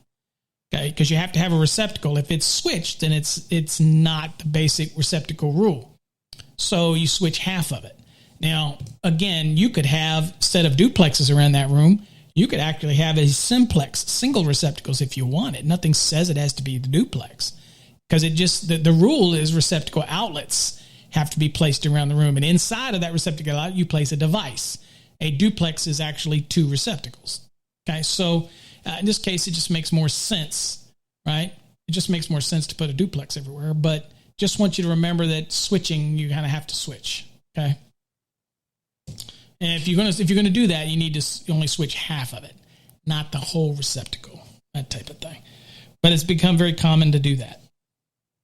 Oh, it looks like O was asking rule for sound and fire pads on outlets. Today I was told only fire pads if it's on same bay, but before I was told on any 24-inch around it or close to it. So are you familiar with the pads that he's referring to? So he's talking about fire pads or the fire putty pads that you would put on if you don't have separation or divider, and so if you had a box that was one way and in the room and one that was facing the other, which should have no bearing in a dwelling, unless he obviously worked in a multifamily complex that had a rated wall, but it shouldn't have, typically not going to be the issue in a dwelling. So because you don't have to worry about the fire spread from one occupancy to another or one space to another. So I've never, ever seen that in a dwelling. Now, multifamily, absolutely different ratings. Sure. Okay. But basically if you have a 24 inches separation and you have a divider between it, then one could be facing this way and one could be facing the other way. Again, if they're in the same cavity, then in order to be able to seal them off, is one of the options is to put the putty pads on it, and it creates that. Okay.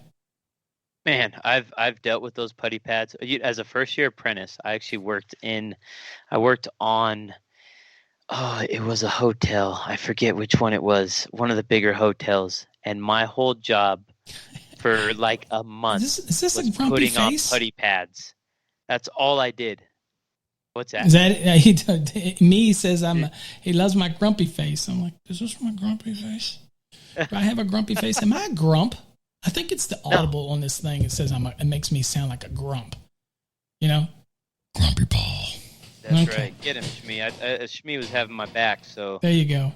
He's the Shmee's taking off. Have a good night, guys. If you guys got to get out of here, we understand. It's late. We're talking it up, man. If you guys have any questions in the chat right now, is a time to do it while Paul and I are still going. But in the chatty, we're in a chatty mood tonight because I didn't see Jay last week, so. Right, I missed you guys, man. Yeah. But as a first year apprentice, that's what I did. Not only did I go around and put those fire pads on those darn boxes, every single one that the guy pointed to, which seemed like a million.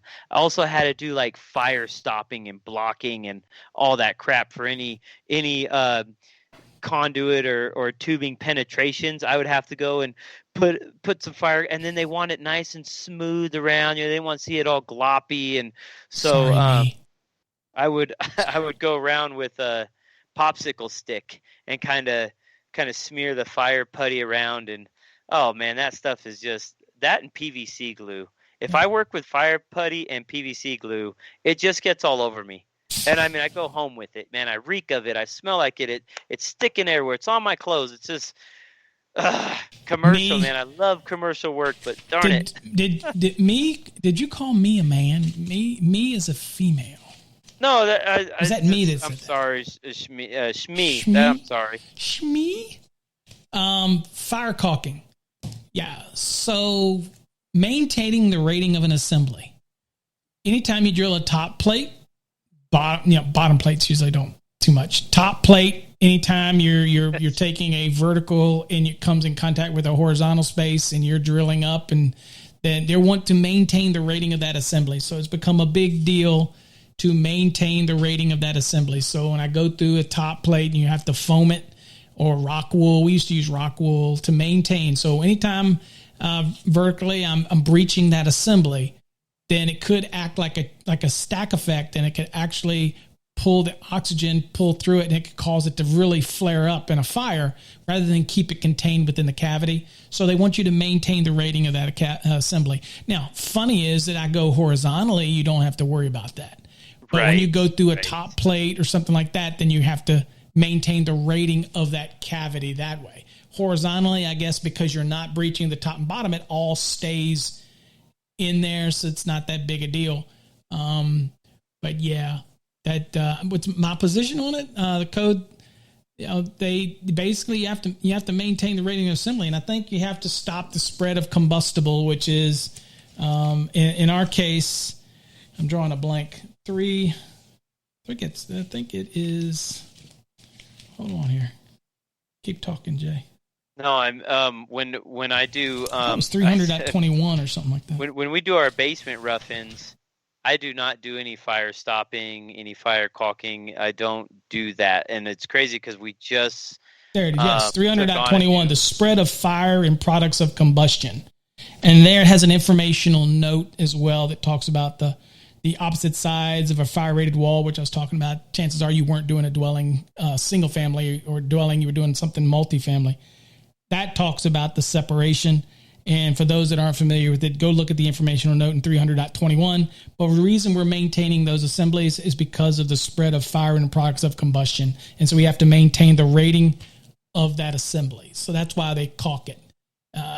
Now, usually they don't let you use usually they use the orange caulk, Great Stuff Pro, the orange that's rated for it.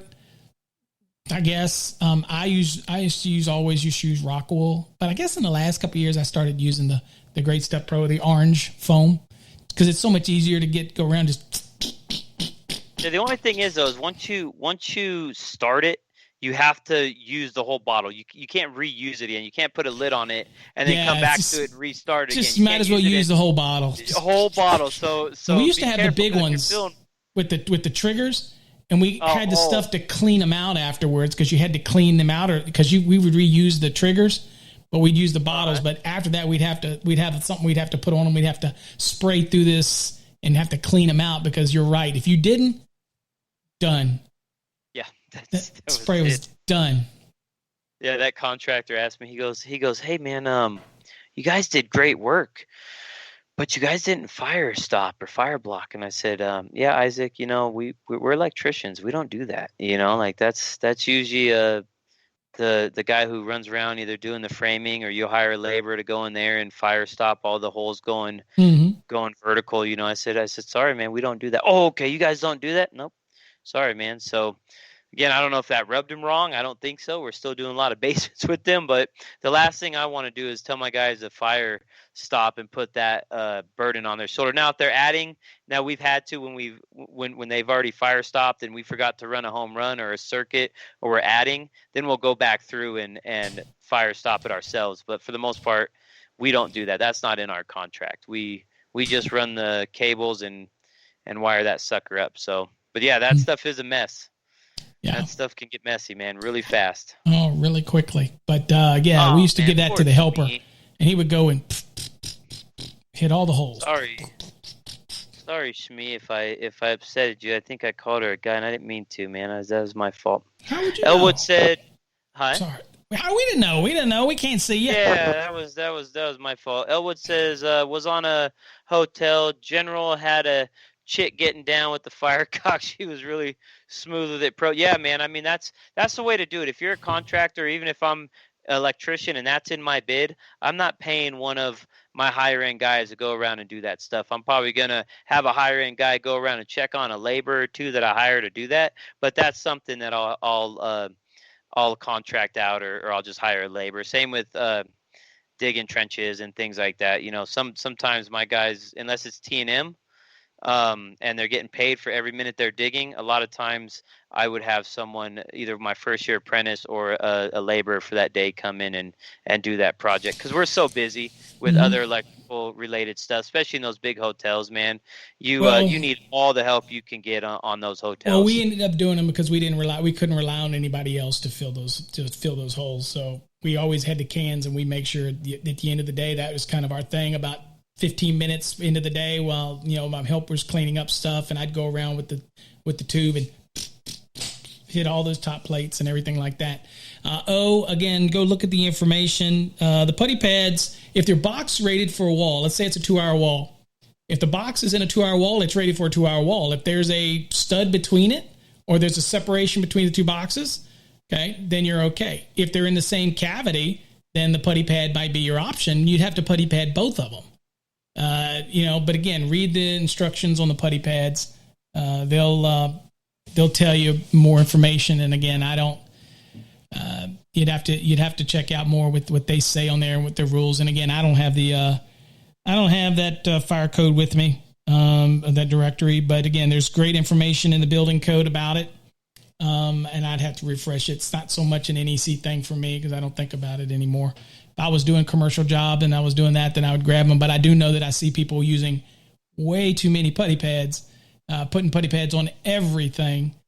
And, Rayco boxes are designed for a 2-hour wall. So why put it on a Rayco unless I had to stop the separation because I had two boxes that were in the same bay? If that was the case, then I want to have put 2 putty pads on it. Okay. So yeah. Now I do know jobs where the guys just say put putty pad on everything. And I'm sitting here thinking, man, the Hilti guys and the 3M guys are saying, bring it, baby. Because they're not cheap. $13 a pad or something like that. Something ridiculous. Put them on everything. Go for it. But they're not necessarily belong on everything. Again, think about it. The pads are because you have an issue that you can't get separation in the code by design. So you're using these as a way around it. You can't maintain the separation. You can't put them in separate bays.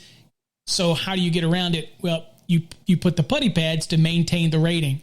That's why you do it. You don't want to have an intimate connection between one space to the other that could allow fire to pass through, because this was a rated assembly for a reason.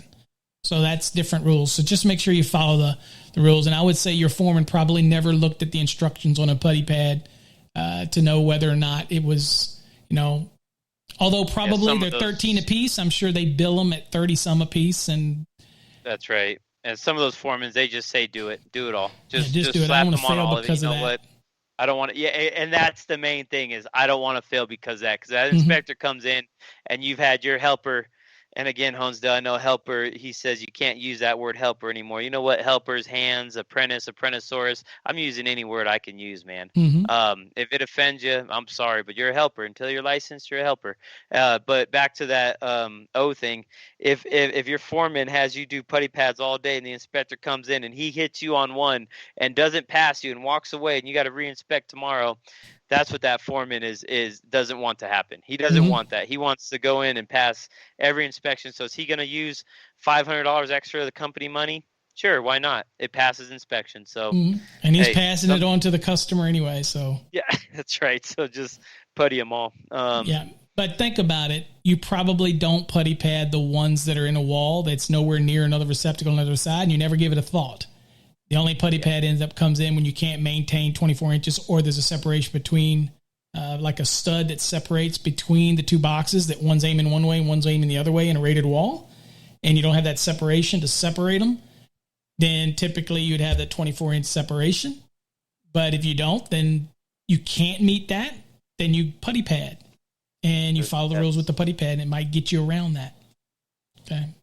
Todd says, I've heard the metal studs with the knockouts. Okay. Like the probably pre-knockouts. And just so you know, if you ever get those studs with those pre-knockout holes, A little inside pro tip, I guess, is if you go from center to center on those holes, they're usually 2 feet from center to center on those knockouts, on those pre-knocked out holes in those metal studs.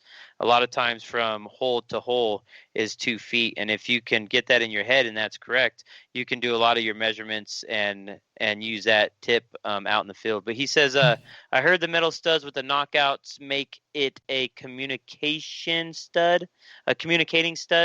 You would have to putty pad the wall. I don't know about putty padding the whole wall. If you have the metal studs like that, then they do have an allowance. I've seen people put actual 2x4 in the space between the how the studs, that open void, fill the void, and by putting that in there creates that separation, that type of thing. I have seen where that does that, creates that separation. You can create again. I can't say that I'm up to date on those rules. You got to go look in the International Residential Code or the International Building Code has pretty easy to follow instructions on that. Okay. I just know that putty pads are a option to get away with it when you can't meet the general spacing rule of keeping them 24 inches apart type of scenario. You can use putty, but it also allows you, if you had to put in a separator that could separate and create that separation from the spaces, you do have those type of options as well. I was doing a guy's basement who one of his rooms he was using for music. It was his studio to go in and jam out on the drums or the guitars or whatever he was doing that day. And I believe he had a band. And one of the requirements on the dashboard when I received it was he wants to soundproof all those boxes. So that was his requirement. And so I went out and purchased the soundproof pads, which are different than the fire rated ones. Again, some are sound rated and some are fireproof rated. So make sure you know which ones you're getting.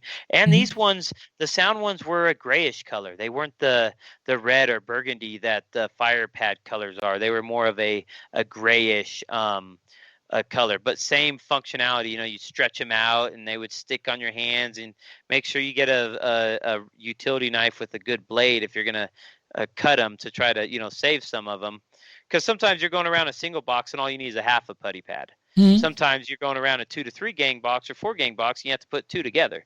So if you have a nice clean fresh razor blade, you can cut that stuff pretty easy, and then you stretch it out and you make sure you cover all the areas. And yeah, I probably installed 20 putty pads in his whole room, in his musical room.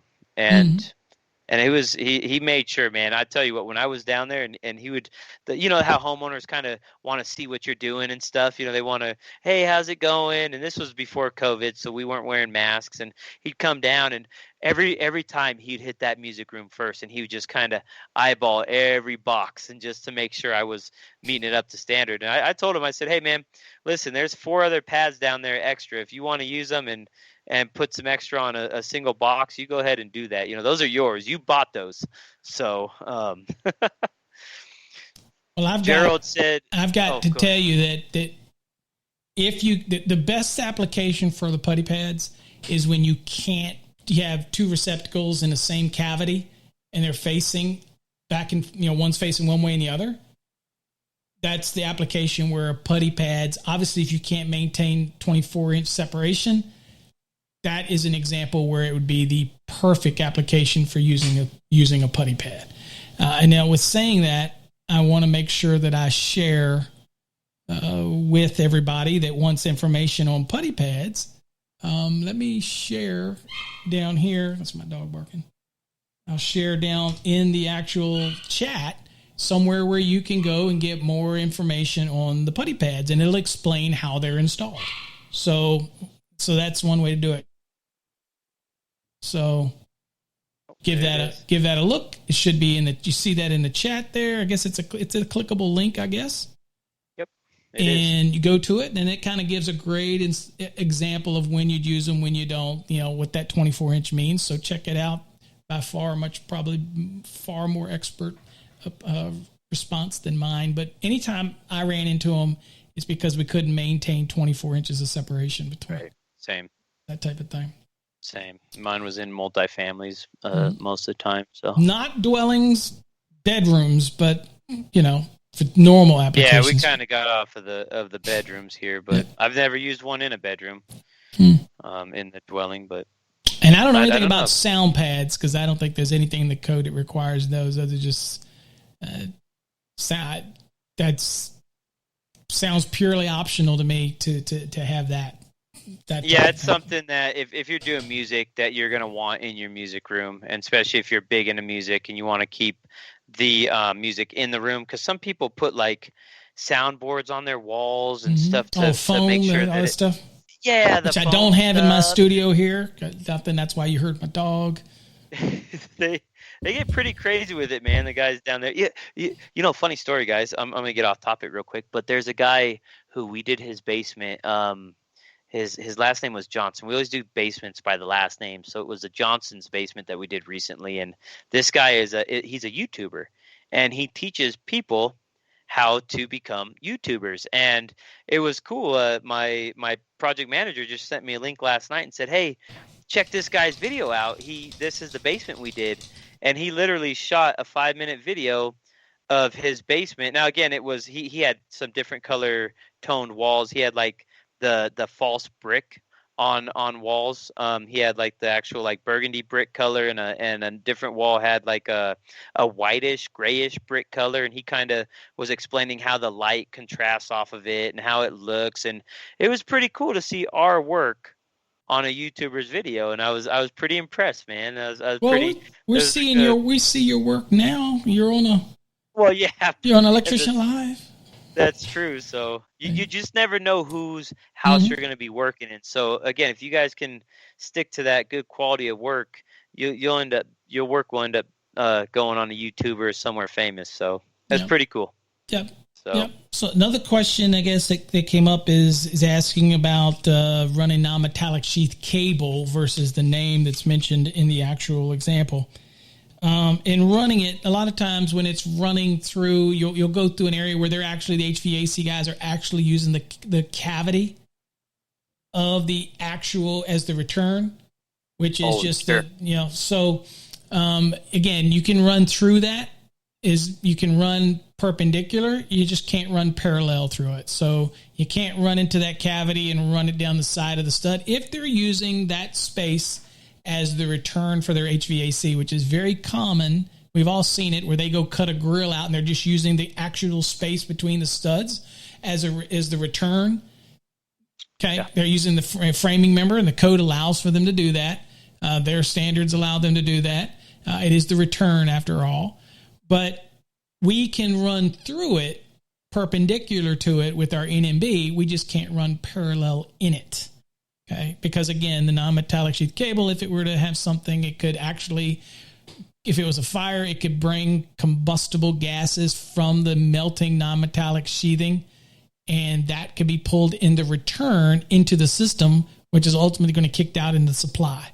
So you can't run through that. Now, we can argue that the running perpendicular with it means it's not enough in there in order that if it was, it's not going to send off enough gases. But if you were to run parallel with a long way, then you could. And so they just don't want that to happen, that type of thing. Is that from Honesdale? And you know what, Honesdale, I do a pretty good pre-walk to where I stay away from those bays anyways. A lot of times I can see where they're going to put, they'll put like 32 by 24. So they'll do some HVAC numbers on it, and I can usually tell where they're going to put that. That must be also going out of style too, because the last couple of houses I did, I remember people knew that before we left to Texas, we did some multi-million-dollar homes, and maybe that's the difference. But they're not using the framing as much for returns anymore. They're ducking everything in. I think that I would say, dude, you're trying to bill me and you're not putting duck in. You better duck that thing. So duck it. I don't know if that's becoming but used to be the day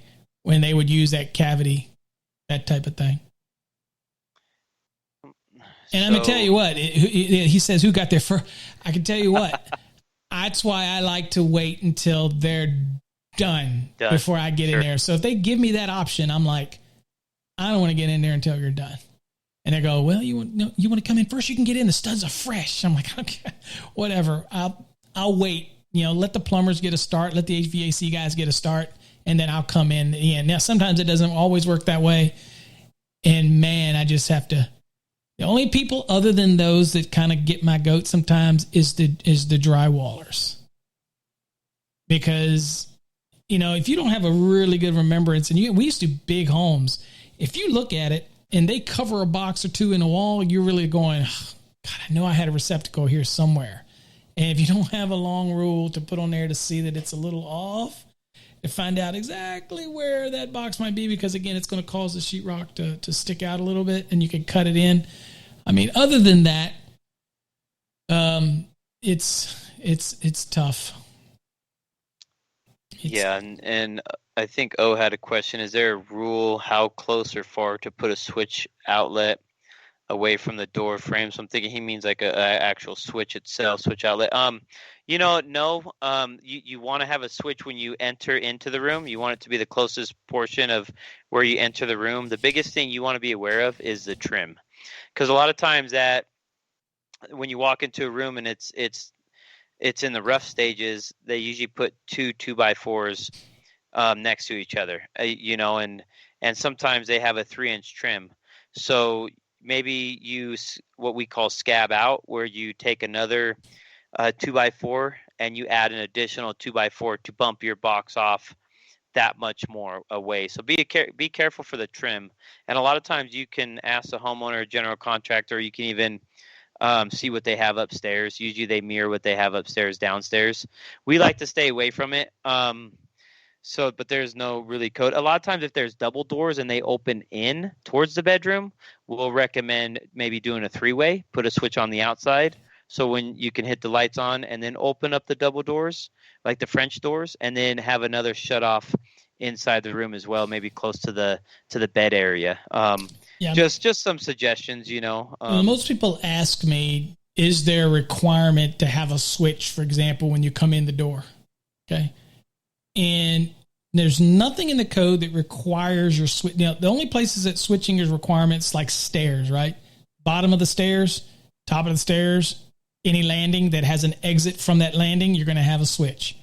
When it comes to anything else, it doesn't necessarily tell you where that switch has to be, right? So in the bedroom, it's obviously logical that you're coming into the bedroom, but nothing says that it has to be that way. Now, we lay out things. We do things. Obviously, we want things to be pretty straightforward. Hallways, for example. You put your hallways, entry, exit the hallway, you put your switching. But there's nothing in the code other than those areas like stairs or hallways that actually dictate where you put your switches. So, again, a lot of people think, I've seen plenty of front doors that actually had no switches at the front door. None that I wired, but they were actually somewhere else. And I know we wired this one guy's house many, many years ago. It was not a big house, but he wanted all his switches for his things done in his bedroom. So he had this wall of switches, and they were his master switches. So he could cut everything in. And I was like, dude, just get Wi-Fi, but that's his design. That's what he wanted. So he had master switches, so I'm like, whatever, so again, front door, back door, four-way up there in his bedroom.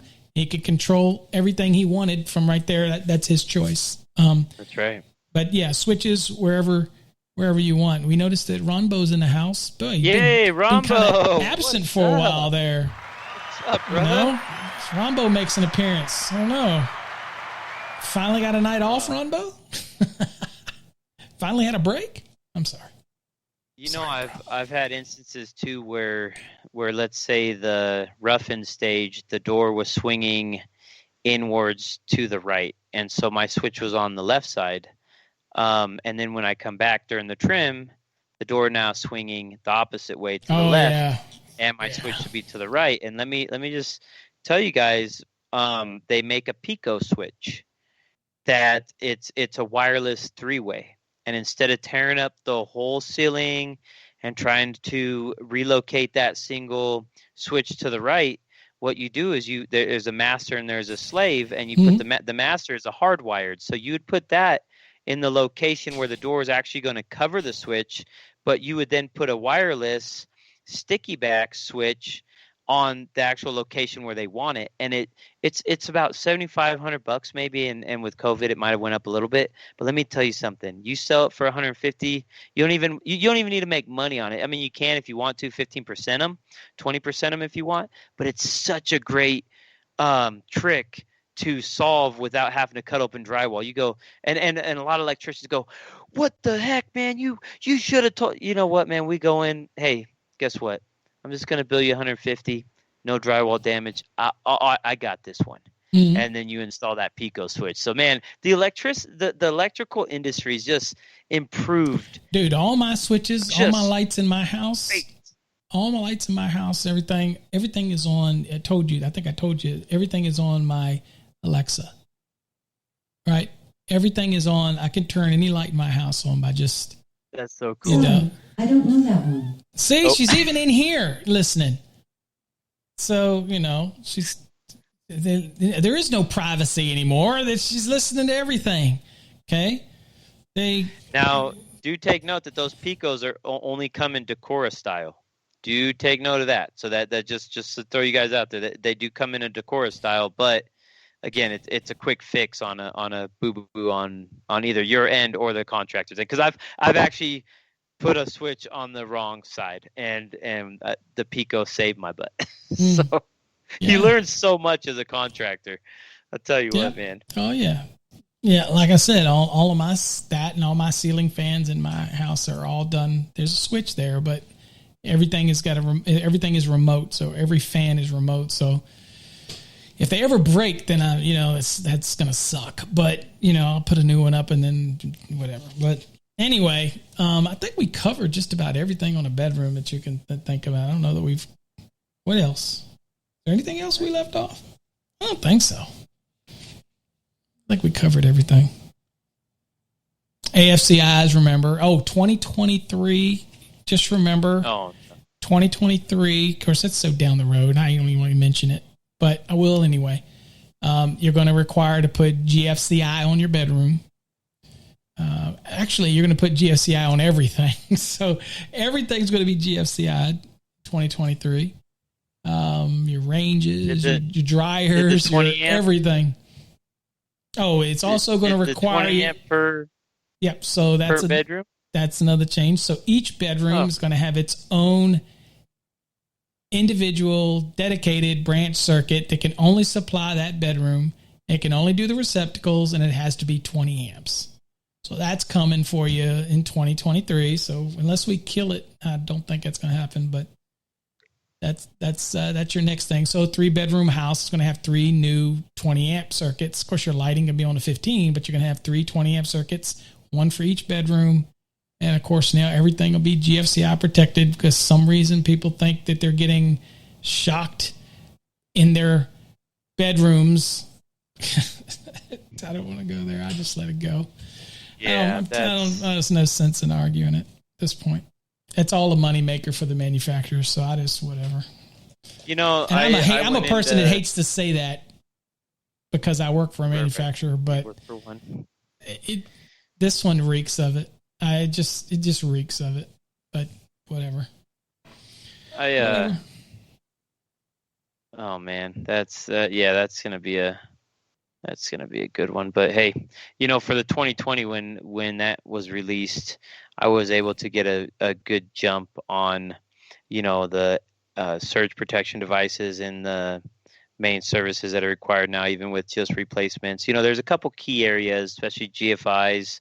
In 210.8a, that list for laundry areas. So like the 2-pole 30 now is going to be GFI. So there's a couple increases in cost, and I was able to catch it early to where I sent out a letter to all my contractors saying, as of August 2020, I have to increase the cost in these areas only. And I've been able to stick to that, even with the material costs going up with the whole manufacturing and COVID situation.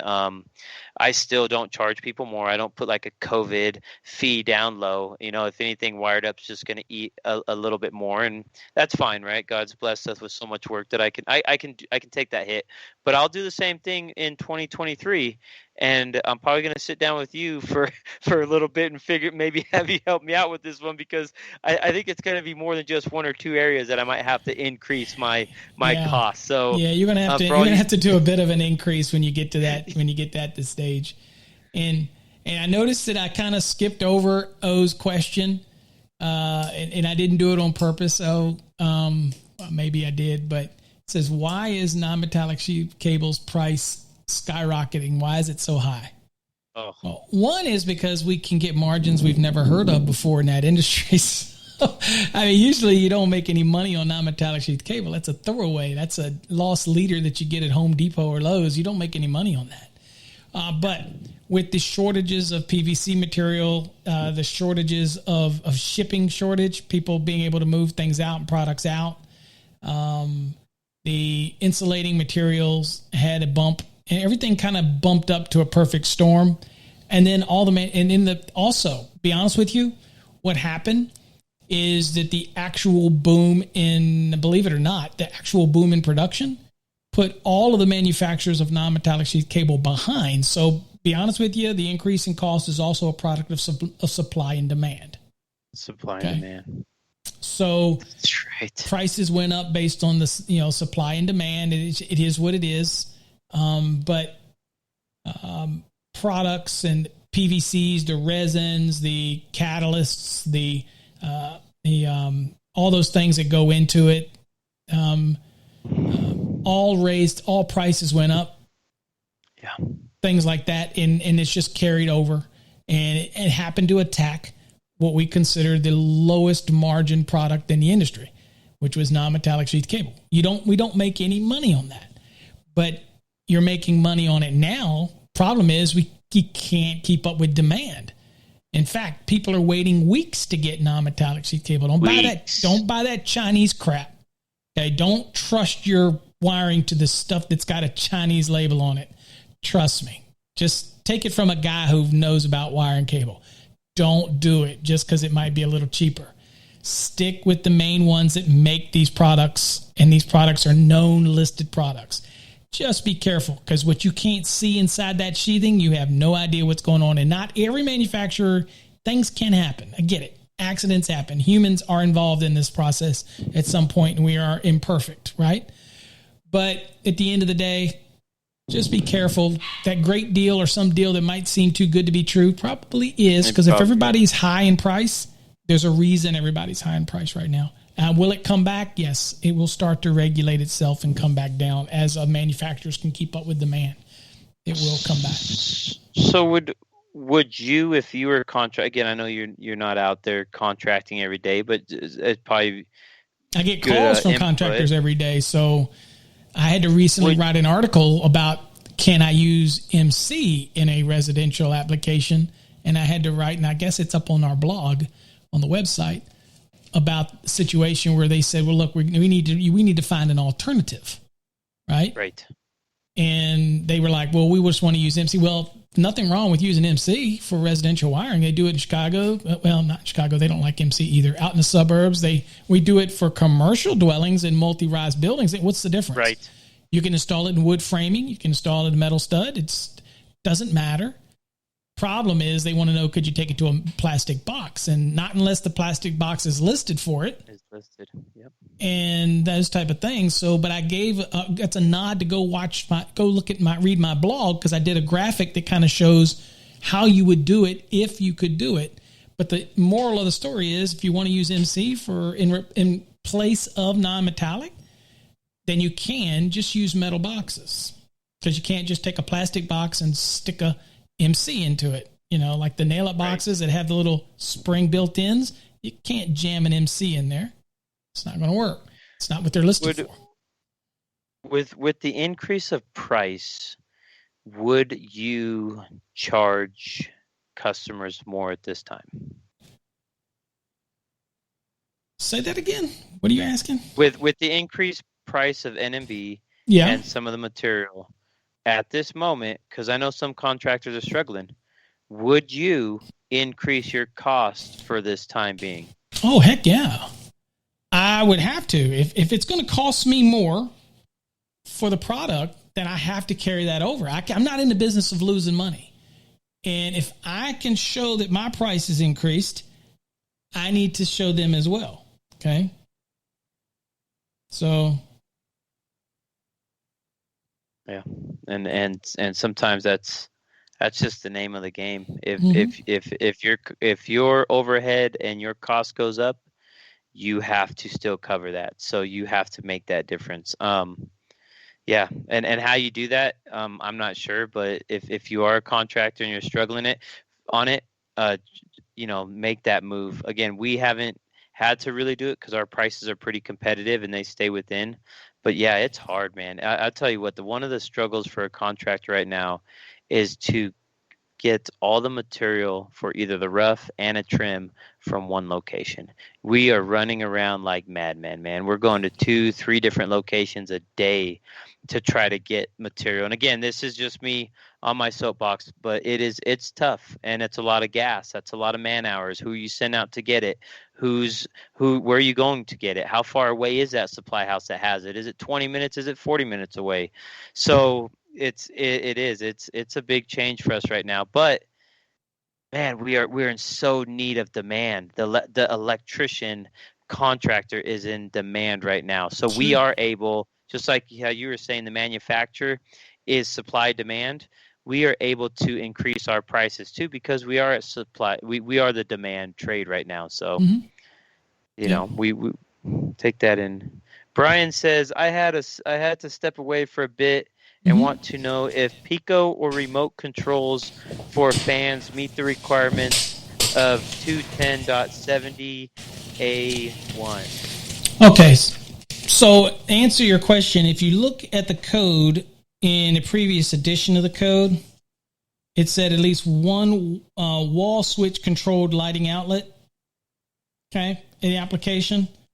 And everywhere it talked about, it says at least one wall switched controlled lighting outlet.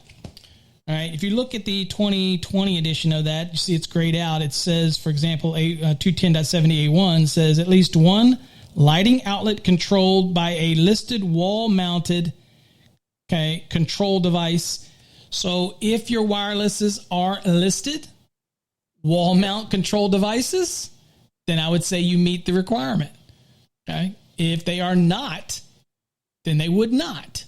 Okay. So, again, you have to talk to your AHJ.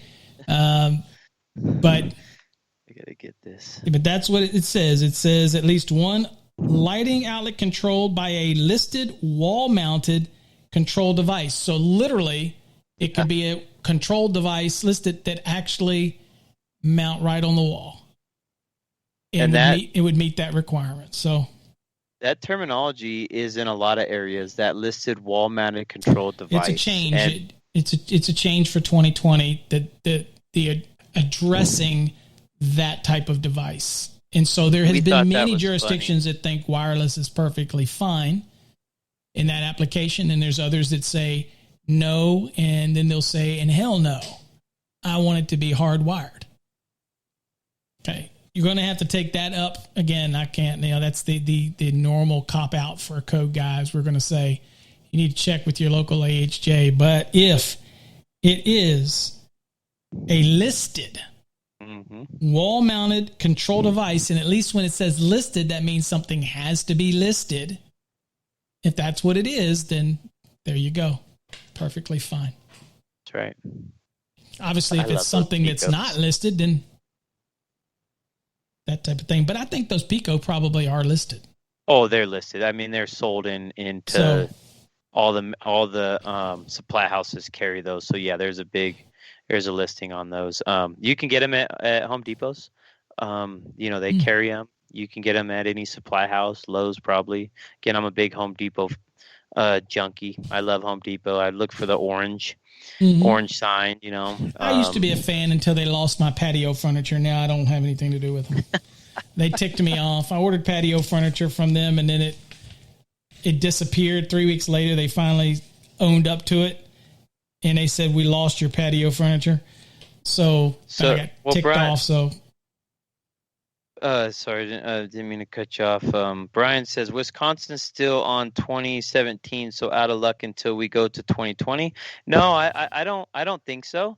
I mean, still even on the 2017, I still think if you can show proof that switch is listed, I still think that you would, even on the 2017. There's nothing wrong with going above and beyond. Well, you can argue it. You can argue it and say that the reason that it changed in the 2020 is due to intent. And I haven't looked at the substantiation from the code panel for that change. Could probably go back and look at it.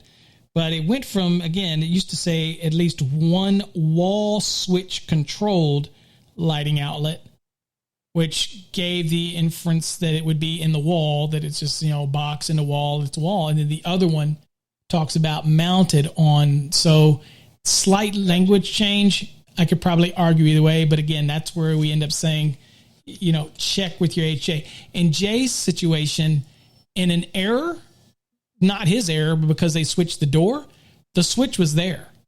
It wasn't that there wasn't a switch. He's adding an additional Pico. He's adding an additional one to cover the fact that the other one's now behind the door. Right? So you still had the switch. Right? He's just adding an additional one. And you can always have additional switches. Every ceiling fan, the newer ones come with remotes. You have the switch on the wall, but then you have the remote that mounts on top of the switch. That's an extra. It's always an extra. So I don't think until 2020 that the concept is trying to make it clear that it has to be a listed rather than just say a one wall switch, because there are listed products that can do this, like Jay's talking about. So talk to your HJ.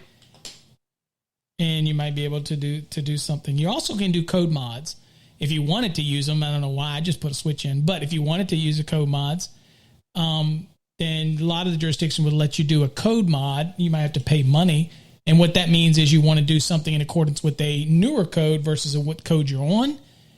If they'll let you do it, and that would be like a code mod, because the code is changing, so you want to submit it to see if you get it. We used to do that back in Virginia all the time. But check with the HJ, but there's a reason for the language change, that type of thing. Yeah, Brian, I've told you guys before, a lot of jurisdictions, even here in Colorado, are still on the 2017, and you might be surprised, some are on the 2014. As a contractor, I don't know which ones are on what code cycle. I just know that we install per 2020.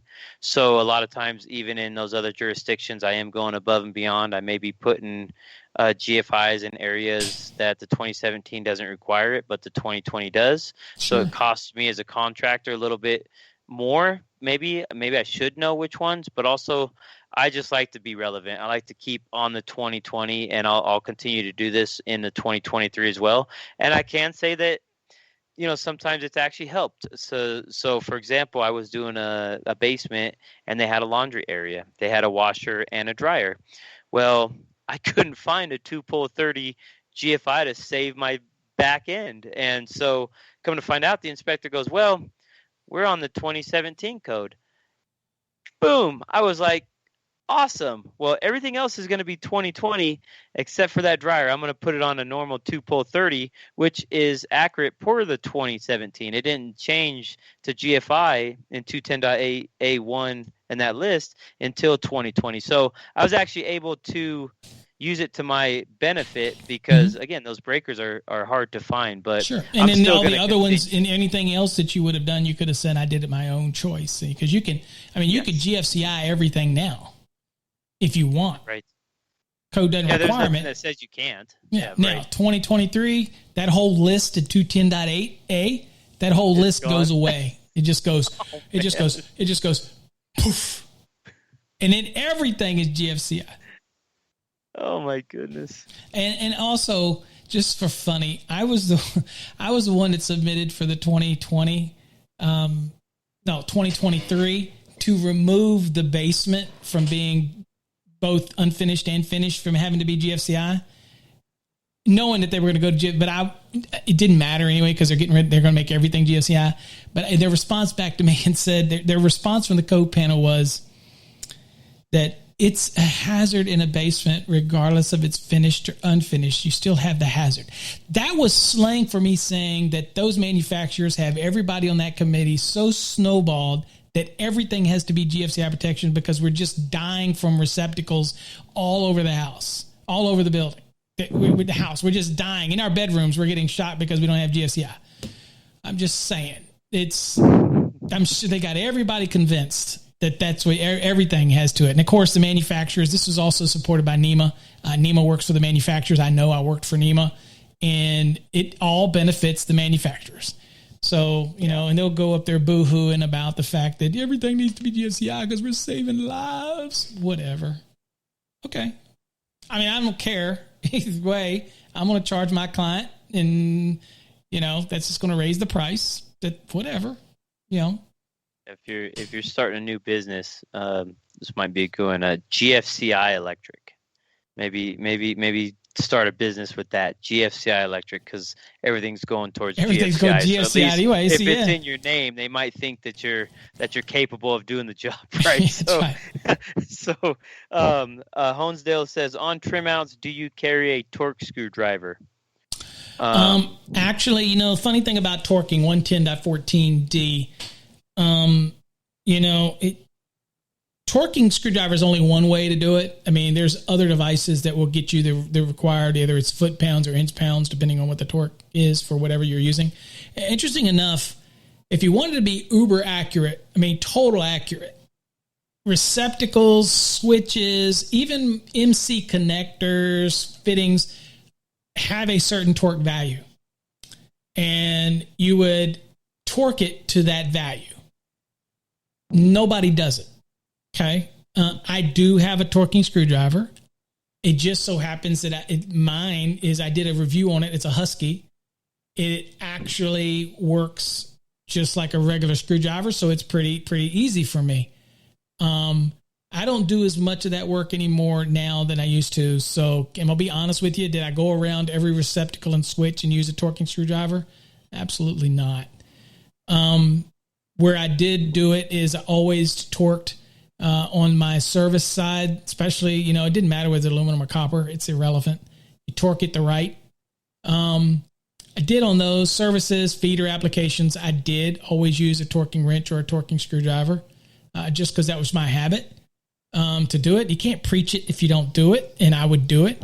But I didn't so much do it on the terminals. But also, I will tell you that I was a backwire guy. I know people hate to hear that, but receptacles and switches like that, I had no problem backstabbing them. I had no problem with it. It's a listed product. I'm perfectly okay. If I ended up burning a house down because of the backwire, they ain't gonna come after me. I'll go to court. I'll win. I'll say it's a listed product. I installed it in accordance with its listing. So, it's sad that it happened. But as I told you in a previous episode, I've seen just as my experience serving on committees and everything, I've seen just as bad issues come from a wrapping around a screw. I've seen just as bad issues come from it. So I've got no problem with it. You got those people that hate it. That's okay. You can hate it. I don't have a problem with it if it's done right. That type of thing. It says those WAGOs, whatever. People don't like those either because it's the same concept. They're listed. They're evaluated. They put them under heat cycling. They test them. I don't have a problem with it. Yeah. So, see, I'm progressive. I'm not the old fuddy-duddy. I'm progressive. I'm not the grumpy man. Sure. But at any rate, I guess we covered all that type of that type of thing. I guess another episode we'll get into all the nuances. We'll do kitchens next. How about that? Yeah, that sounds good. Next week. We'll do kitchens and something and cover all the nuances in a kitchen and things that you can do, what you can't do. Can you put a range? Are you supposed to put the range on a small appliance? Yes. But is there an allowance in the code for it not to be? Yes. So there's all different things that we can talk about with that. But I will tell you, 2023 is going to be quite interesting. There is quite a few code changes and language jostling around and moving. All the definitions that are in .2 are going to disappear and go to 100. So 100 is going to grow even bigger because every definition is going to go in there now. So a lot of changes that are going to take place, and it's seriously shaken up for 2023. So I can't wait to get into those ones. Those are going to make for good episodes on this show when we hit those points, because we're going to give you guys what other people are going to learn from failing inspections, from not reading, not knowing, not being updated. You're going to get the inside scoop on that stuff before it even hits the streets, as they would say. So that's going to be some good knowledge for them. Yep. That'll be good shows. Good shows. And we'll cover the things like the Peninsular, and we'll cover the island, and we'll cover it. We haven't done kitchens yet, have we? Have we done a show on kitchens? Yeah, I think we've covered countertops and working space. Okay. All right. Well, we're going to cover the whole picture. Kitchen, so. Cover the whole picture of the kitchen, that type of thing. And we'll cover that. Okay. I just remember doing an episode, something on the Peninsular, and talking about the islands and the 9 square feet and fraction thereof, and then the next 18, yada, yada, yada, something. But, okay. All right. If you haven't yet, check out the blog. Read the latest article on MC with plastic and metal boxes that I got out there. Check that out. It's good read. What else? Guess that's it. We got nothing else to talk about. It was a long episode tonight. But we hope y'all enjoyed it and got something out of it. Make sure I'm all geared up here. Anything else we want to cover before we bolt off? Nope. We'll see you fast track students on Wednesday, and for the other fellas, we'll see you guys next Thursday. Ladies and gentlemen. Ladies and gents. Yep. So we'll see you guys Thursday. Have a good week. Make sure you share it with other people. Let's get a bunch of people in here listening and sharing the love, and learn as much as we can. That's what we're here for. Till next time, folks, stay safe. God bless.